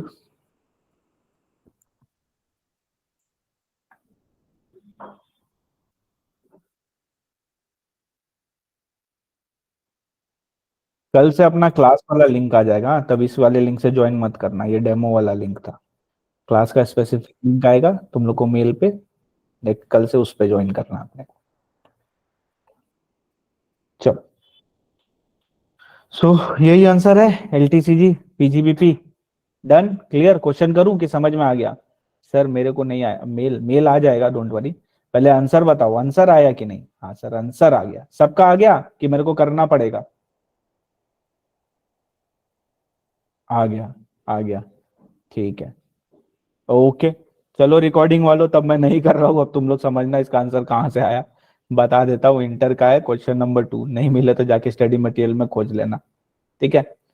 65,664 and 25,000 PGBP में। तो हमने क्या देखा? यहाँ से क्या ही देखोगे, जो हमने पढ़ा वही राइट है, ठीक है, वहीं से कर लेना। यहाँ से देखने जाओगे तो प्रॉब्लम हो जाएगा। अब बस एक इंपॉर्टेंट पॉइंट अपने को देखा। In case of conversion of capital asset into stock in trade and subsequent sale of stock, the period of 6 months shall be calculated from the date of sale of stock in trade for the purpose of exemption of 54EC। याद है 54EC में अपने को लेना पड़ता था, तुमको invest करना पड़ता था बॉन्ड में। तो बॉन्ड में जो अपने को इन्वेस्ट करना है 6 मंथ्स के अंदर, वो कहां से काउंट करेंगे? जिस साल सेल हुआ उस साल से काउंट करेंगे, जिस साल कन्वर्ट हुआ उस साल से काउंट नहीं करना है, ठीक है, ओके। अब आप बोलोगे सर 54 EC में तो लैंड एंड बिल्डिंग भी कवर था। अरे स्टॉक भी तो लैंड एंड बिल्डिंग हो सकता है, जरूरी थोड़ी है कि स्टॉक मतलब से नॉर्मल गुड्स होता है। लैंड एंड बिल्डिंग भी किसी किसी के लिए स्टॉक होता है ना, ये उसकी बात कर रहा है। अब फेयर मार्केट वैल्यू हम क्या कंसिडर करेंगे, उसके लिए रूल दिया गया है, रूल 11 UAD। लर्न करना है इसको, इससे रिलेटेड एमसीक्यू एग्जाम में बनेगा। जनरली क्या लेना है? ओपन मार्केट वैल्यू, ठीक है। एक काम करो, यहां पे पहले लिख दो तुम लोग, इसको अपने कर लेते हैं, कहां करेंगे इसको?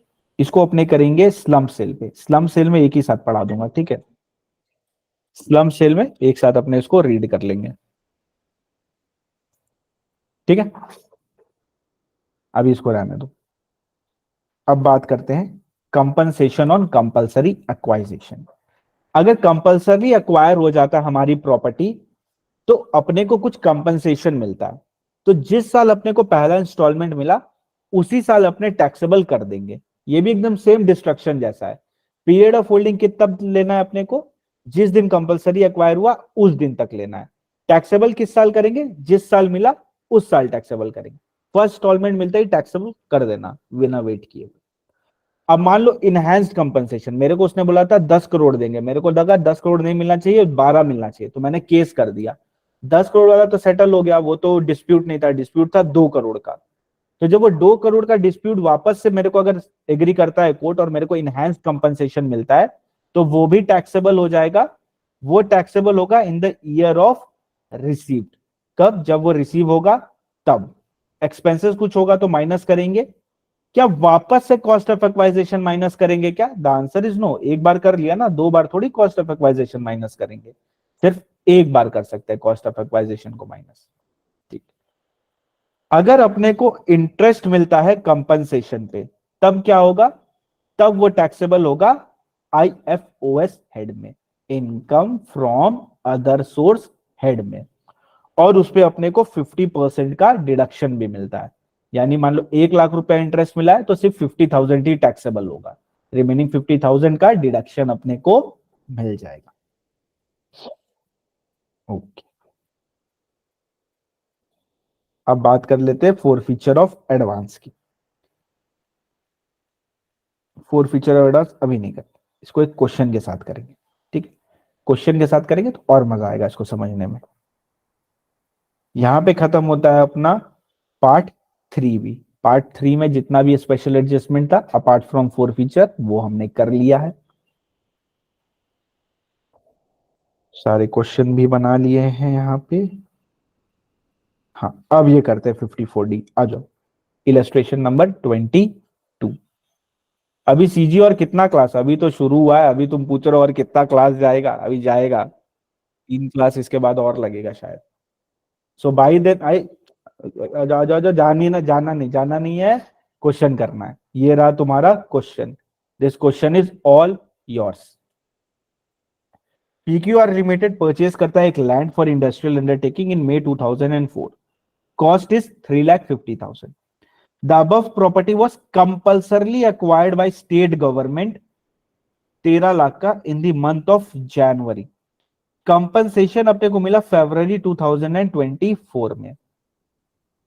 कंपनी ने अनदर लैंड खरीदा इंडस्ट्रियल अंडरटेकिंग का 2 लाख का. What is the amount of capital gain chargeable, और अपने को इंडेक्स दिया. पहली बात बताओ तो, कंपल्सरी एक्वायर, हाँ, किस साल टैक्स लगेगा? जिस साल अपने को कंपनसेशन मिला. किस साल मिला है? सेम ईयर में मिला है. ट्रांसफर वाले ईयर में मिला, इसलिए कोई डिफरेंस इसमें नहीं पड़ेगा. तो अपने को अब यहां पे और क्या किया? इंडस्ट्रियल अंडरटेकिंग का लैंड बेचा और दूसरा लैंड इंडस्ट्रियल अंडरटेकिंग में ले लिया. 54D, डॉन वाला 54D. चलो सॉल्व कर लो इसको फटाफट. कुछ भी नहीं है इसमें, तो दम ही नहीं है क्वेश्चन में. कमन कमन कमन, इतना इजी क्वेश्चन है, बताओ कितना इजी इजी क्वेश्चन आता है एग्जाम में, क्या बोले ना. 22,124 LTCG एक आंसर आया है. अच्छा, 2-3 आंसर आ गए, वाह क्या बात है, वेरी गुड. करो आराम से, लिख लिख के करो, कोई हड़बड़ी नहीं है, लिख लिख के करो, स्लोली करो, जैसे करना है वैसे करो.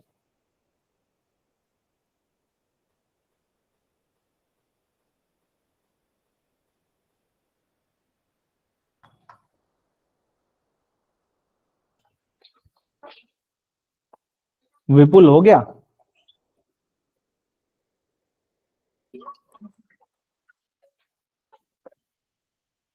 बाकी लोग हो गया? रिमझिम, दिव्या, मेघा, श्री विद्या, श्रीनिवासन. इनहैंस कंपनसेशन कौन से नेचर का होगा? एलटीसीजी वाले नेचर का होगा या एसटीसीजी वाले नेचर का होगा? तो इनहैंस कंपनसेशन जो होगा वो तुम्हारा, इनहैंस कंपनसेशन तुम्हारा होगा नॉर वही सेम नेचर का होगा. जो नेचर का तुम्हारा वो था एक्चुअल वाला, उसी नेचर का होगा वो भी. Okay, got it. आशा करता हूँ सबका आंसर आ गया होगा. आंसर यही आ रहा है, 22,124. एवरीबडी, सबका आ गया? किसी का नहीं आया तो बताओ, हाथ उठाओ. सर आ गया सर. ठीक है, सबका आ गया. रिकॉर्डिंग वालों तुम लोग भी सोच रहे होगे सर ये क्या हो रहा है, सबका आंसर कैसे आ रहा है? तो तुम रिकॉर्डिंग में हो क्यों, तुम लाइव में आओ ना. ओके, इजी था, कुछ भी नहीं था इसमें.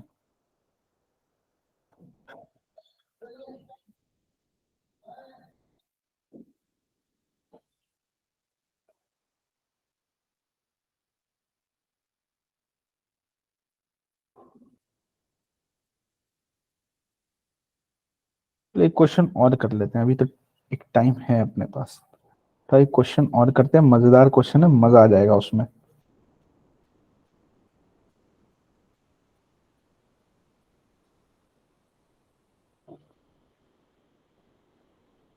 Page number 86, first proviso to section 48, rule number 115A. सब ऊपर से जा रहा है. अरे तो ऊपर का ढक्कन बंद करो ना, उसको क्लोज करो, ऊपर बंद करो इसको.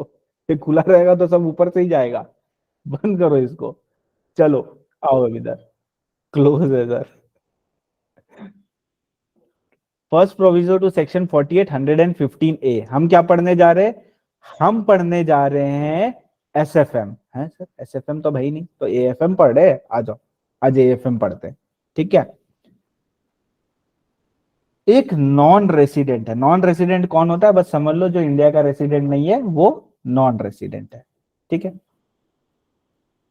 पहले ये देख लो. आओ सब इधर, छोटू सा, एकदम छोटू सा, और इससे दिमाग का एक्सरसाइज होगा, और दिमाग का एक्सरसाइज करते हैं.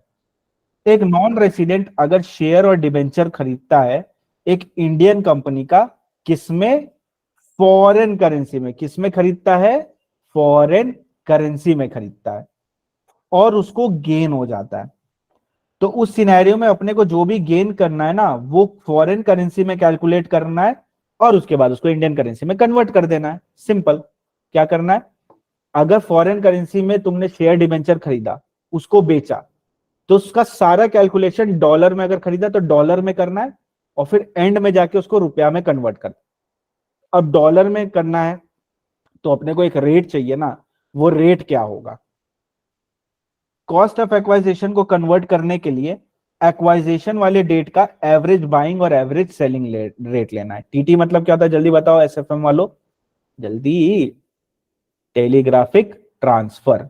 तो टीटीवीआर या टीटीएसआर का एवरेज रेट लेना है एक्वाइजेशन वाले डेट का। एक्सपेंसेस और सेल कंसिडरेशन के लिए ट्रांसफर वाले दिन का टीटी बाइंग रेट और सेलिंग रेट का एवरेज लेना है। किस दिन का, ट्रांसफर का, बिकॉज ये दोनों उसी दिन होते हैं, तो उसी दिन का डेट लेना है। कैपिटल गेन भी ट्रांसफर वाले दिन ही आता है, तो capital gain date of transfer का लेना है। सिर्फ बाइंग रेट, एवरेज नहीं करना है, बाइंग रेट एवरेज नहीं करना है। ओके, अब एक एग्जांपल से दिखाता हूं। अच्छा, एक और पॉइंट, डिबेंचर्स जो होते हैं ना, डिबेंचर और पे इंडेक्सेशन बेनिफिट नहीं मिलता है, डिबेंचर को इंडेक्सेशन का बेनिफिट नहीं होता है। और शेयर पे इंडेक्सेशन होता है, शेयर पे तो होता ही नहीं है, 112 में हमने पढ़ा था, तो इंडेक्सेशन नहीं होगा दोनों ही सिनेरियो में। अब मिस्टर एक नॉन रेसिडेंट है, उसने रेमिट किया $40,000 which was partly utilize to purchase 10,000 share at the rate ₹12 per share. He sold the share on 30 March 2024 for 48 per share. Everybody focus, बहुत इंटरेस्टिंग, बहुत मजेदार है, ठीक है। खरीदा किसमें शेयर को, डॉलर में। तो अगर डॉलर में एक नॉन रेसिडेंट ने शेयर को खरीदा है तो सारा कैलकुलेशन डॉलर में होगा, लास्ट में जाके रुपया में कन्वर्ट कर देंगे। अपने को क्या चाहिए, अपने को चाहिए full value of consideration less expenses net sale consideration divide minus cost of acquisition. Simple, यही चाहिए अपने को। फुल वैल्यू ऑफ कंसिडरेशन कितना होगा, कितने में बेचा हमने, 48 रुपीज में बेचा है 10,000 शेयर को, तो 10,000 into 48 rupees, correct. Full value of consideration कितना होगा, 10,000 इंटू 48 रुपीज। अभी देखो ये किस में आया है, रुपीज में आया है। जल्दी एसएफएम वालों, रुपीज से डॉलर में जाने के लिए डिवाइड करते हैं या मल्टीप्लाई करते हैं, डिवाइड करते हैं या मल्टीप्लाई। फॉरेक्स पढ़ा है ना, फॉरेक्स में था ना ये, तो डिवाइड करेंगे या मल्टीप्लाई करेंगे, डिवाइड करेंगे, ठीक है। फुल वैल्यू ऑफ कंसिडरेशन मतलब सेल कंसिडरेशन, सेल कंसिडरेशन किससे डिवाइड होता है, ट्रांसफर वाले दिन का एवरेज रेट से। ट्रांसफर वाले दिन का एवरेज रेट मतलब 59 plus 61 divide by 2 that is 60। तो किससे डिवाइड करेंगे, 60 से डिवाइड करेंगे। अगर हम इसको 60 से डिवाइड करेंगे तो अपने को क्या मिल जाएगा, अपने को मिल जाएगा डॉलर पे full value of consideration divide by 60, यानी $8,000, $8,000। एक्सपेंस कुछ है नहीं तो $8,000। कॉस्ट ऑफ एक्वाइजेशन, कॉस्ट कितने में लिया, 10,000 शेयर को हमने 12 रुपए में खरीदा है, 10,000 शेयर को 12 में, इंडेक्स का कोई लफड़ा है नहीं इसमें, तो 10,000 इंटू 12, 10,000 इंटू 12। अब ये है रुपया में, इसको डॉलर में करने के लिए क्या करना पड़ेगा, वेरी गुड, डिवाइड करेंगे। रुपया है ना, रुपया से डॉलर में जाने के लिए डिवाइड किया जाता है। अब डिवाइड किससे करेंगे, तो ये है कॉस्ट ऑफ एक्वाइजेशन, तो जिस दिन एक्वायर किया था उस साल का, उस टाइम का बाइंग रेट से, एवरेज से, उस टाइम का एवरेज से। तो 18 plus 20 divide by 2 that is 19 से। किससे डिवाइड करेंगे, 19 से। तो अगर हम इसको 19 से डिवाइड करेंगे तो कितना आएगा, 10,000 into 12 divide by 19, sorry 18 plus 20 divide by 2, हाँ 19 ही तो आ रही है, ठीक ही तो है। Oh sorry sorry sorry sorry sorry, नीचे वाला लेना, ये वाला लेना, ये है बाइंग का डेट, बाइंग डेट ये वाला है। 19 plus 21 divide by 2 that is 20। तो यहाँ क्या आएगा, 20, यहाँ 20 आएगा। तो 10,000 इंटू 12 डिवाइडेड बाई 20 तो हुआ 6,000। तो 8,000 माइनस 6,000, कितना का कैपिटल गेन हुआ है, $2,000 का कैपिटल गेन हुआ है। इसको रुपया में कन्वर्ट करना है, तो कैपिटल गेन इन रुपीस के लिए क्या करेंगे, बाइंग रेट यूज करेंगे, 2,000 का बाइंग रेट यूज करेंगे ट्रांसफर वाले दिन का, दैट इज 59। मल्टीप्लाई करेंगे 59 से तो आएगा अपना 1,18,000। Everybody got it? इजी है, बहुत इजी। बस डॉलर में कन्वर्ट करना है डिवाइड करके, फिर एंड में जाके रुपया से कन्वर्ट कर देंगे। कॉस्ट ऑफ एक्वाजिशन के लिए 19 नहीं लेंगे, 16,9 को उसने ट्रांसफर किया था 40,000, पर परचेज हमने किया है 3 अक्टूबर को, इसलिए 3 अक्टूबर वाला ले रहे हैं। ठीक है, समझा सबको एवरीबॉडी? अगर समझ गया तो last question of the day, it's all yours. अगर इसका आंसर सबका राइट आ गया ना तो छोड़ दूंगा क्लास। ठीक है, आज के लिए इतना ही रखेंगे, और गलत आया तो फिर आगे पढ़ेंगे, बिकॉज देखो एग्जाम्पल अभी है। ठीक है, रेडी है एग्जाम्पल, तो अगर इसका राइट कर दोगे तो छोड़ दूंगा। चलो, सर के ऊपर से जा रहा था, कहाँ है? शिखा, हाँ चलो करो, इसको कंप्लीट करो। राइट आंसर आया तो छोड़ दूंगा। अरे सर, अब तो हम जी जान लगा देंगे राइट आंसर लाने के लिए। मुझे तो कुछ समझ नहीं आ रहा। कोशिश तो करो, अगर तुम्हारा आंसर नहीं आया तो नहीं छोड़ूंगा।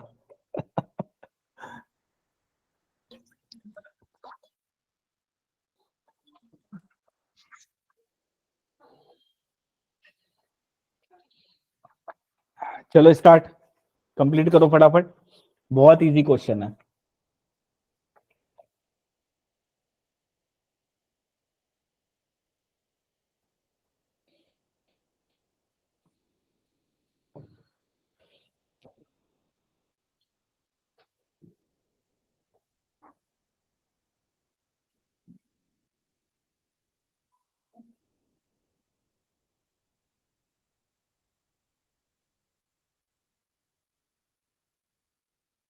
एक आंसर आ गया, दो अलग अलग आंसर आ रहे हैं।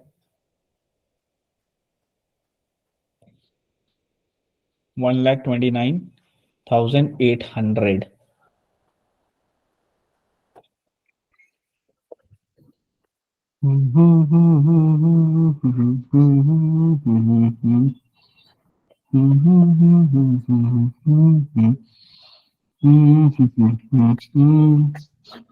$30,000 है, नहीं 12,000 शेयर है, 13 रुपया में हमने खरीदा है, और जिस दिन खरीदा उस दिन जो डेट था वो था 20 करके, तो कॉस्ट ऑफ एक्वाइजेशन हो गया मेरा 780 इतना।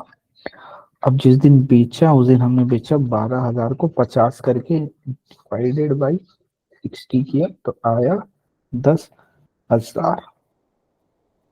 इसको माइनस किया तो कितना आया? 2200 $2200 आ रहा है। हाँ, अब इसको मल्टीप्लाई करेंगे रुपया में कन्वर्ट करने के लिए 59 से, तो 59 से मल्टीप्लाई किया तो 1,29,800। Everybody got it? इजी, एकदम मक्खन है, कुछ भी नहीं है। Yes yes yes, okay okay. चलो, अब आंसर आ गया तो क्या ही बोलूं।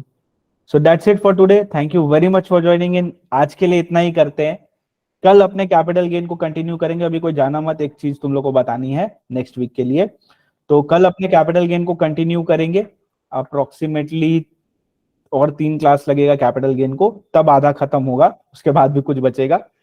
तो जैसे होता है वैसे अपने करते हैं।